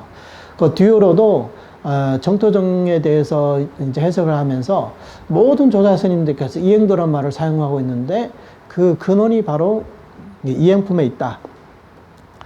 그 다음에 최초로 안락도를 형용하였다. 극락세계는 안락도다. 우리 그 원효대사님의 그 책이 뭐예요? 유심 안락도라는 그 글이 있잖아요. 그 안락도도 바로 이제 여기서 나온 거거든요. 안락도. 그다음에 최초로 배를 타는 것과 같다고 비유하였다. 승선의 비유도 최초로 여기서 나왔거든요. 그 다음에 최초로 쉬운 행으로 빠르게 도달할 수 있음을 나타냈다. 그러니까 이게 이행도이기 때문에 이행도면서 빠르게 그 목적지에 도달할 수 있다. 이것도 이제 최초로 설한 거예요. 그 다음에 최초의 본원 취문이다. 아미타불의 본원은 이와 같다. 이것은 이제 제18의 원문 글자 그대로 옮긴 게 아니잖아요. 그 뜻을 취해서 이제 쓰신 글이기 때문에 이것을 본원 취문이라고 하는 겁니다. 이것도 최초이다. 그 다음에 8번째는 최초로 아미타불의 본원을 들었다. 아미타불의 본원에 대해서도 최초로 이 용수보살님께서 이행품에서 인용을 하신 거예요. 이것도 이제 최초고, 그 다음에 최초로 본원 칙명으로 해석하였다. 본원 칙명이 이렇게 나왔다는 거예요. 어떤 사람도 본원 칙명하면 일본 불교다, 일본 뭐 정토 진종이라고 얘기하는데, 본원 칙명이라는 이 단어는 최초로 이행품에서 등장한 거예요. 그러니까 일본 불교가 싫다고 해가지고 본원 칙명하면 이게 일본 불교다 이렇게 생각하지 않았으면 좋겠습니다. 이게 분명히 용수보살님 이행품에 나와 있는 그 말씀이란 말이죠.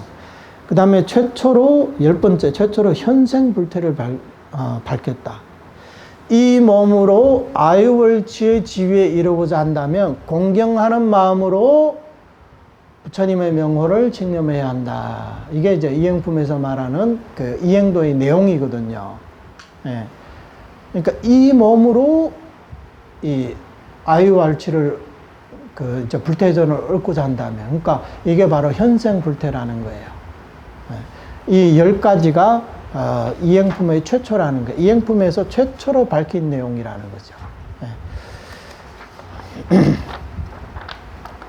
이렇게 해서 우리는 이행품에 대해서 처음부터 끝까지 한번 설명을 드렸고, 그 다음에 마지막으로 이행품의 내용에 대해서 또 한번 이렇게 복습을 했고, 그 다음에 마지막으로 이행품이 어떤 지위에 있는지, 그리고 이행품에서 그 미타장이 왜 이렇게 중요한지, 수평적으로 봤을 때 이렇게 해서 중요하다. 수직적으로도 왜 중요한지 이렇게 해서 오늘 이행품에 대한 공부를 전부 마치겠습니다. 그동안 부족한 강의 들어주시느라고 고생 많으셨습니다. 감사합니다. 남한타불. 네.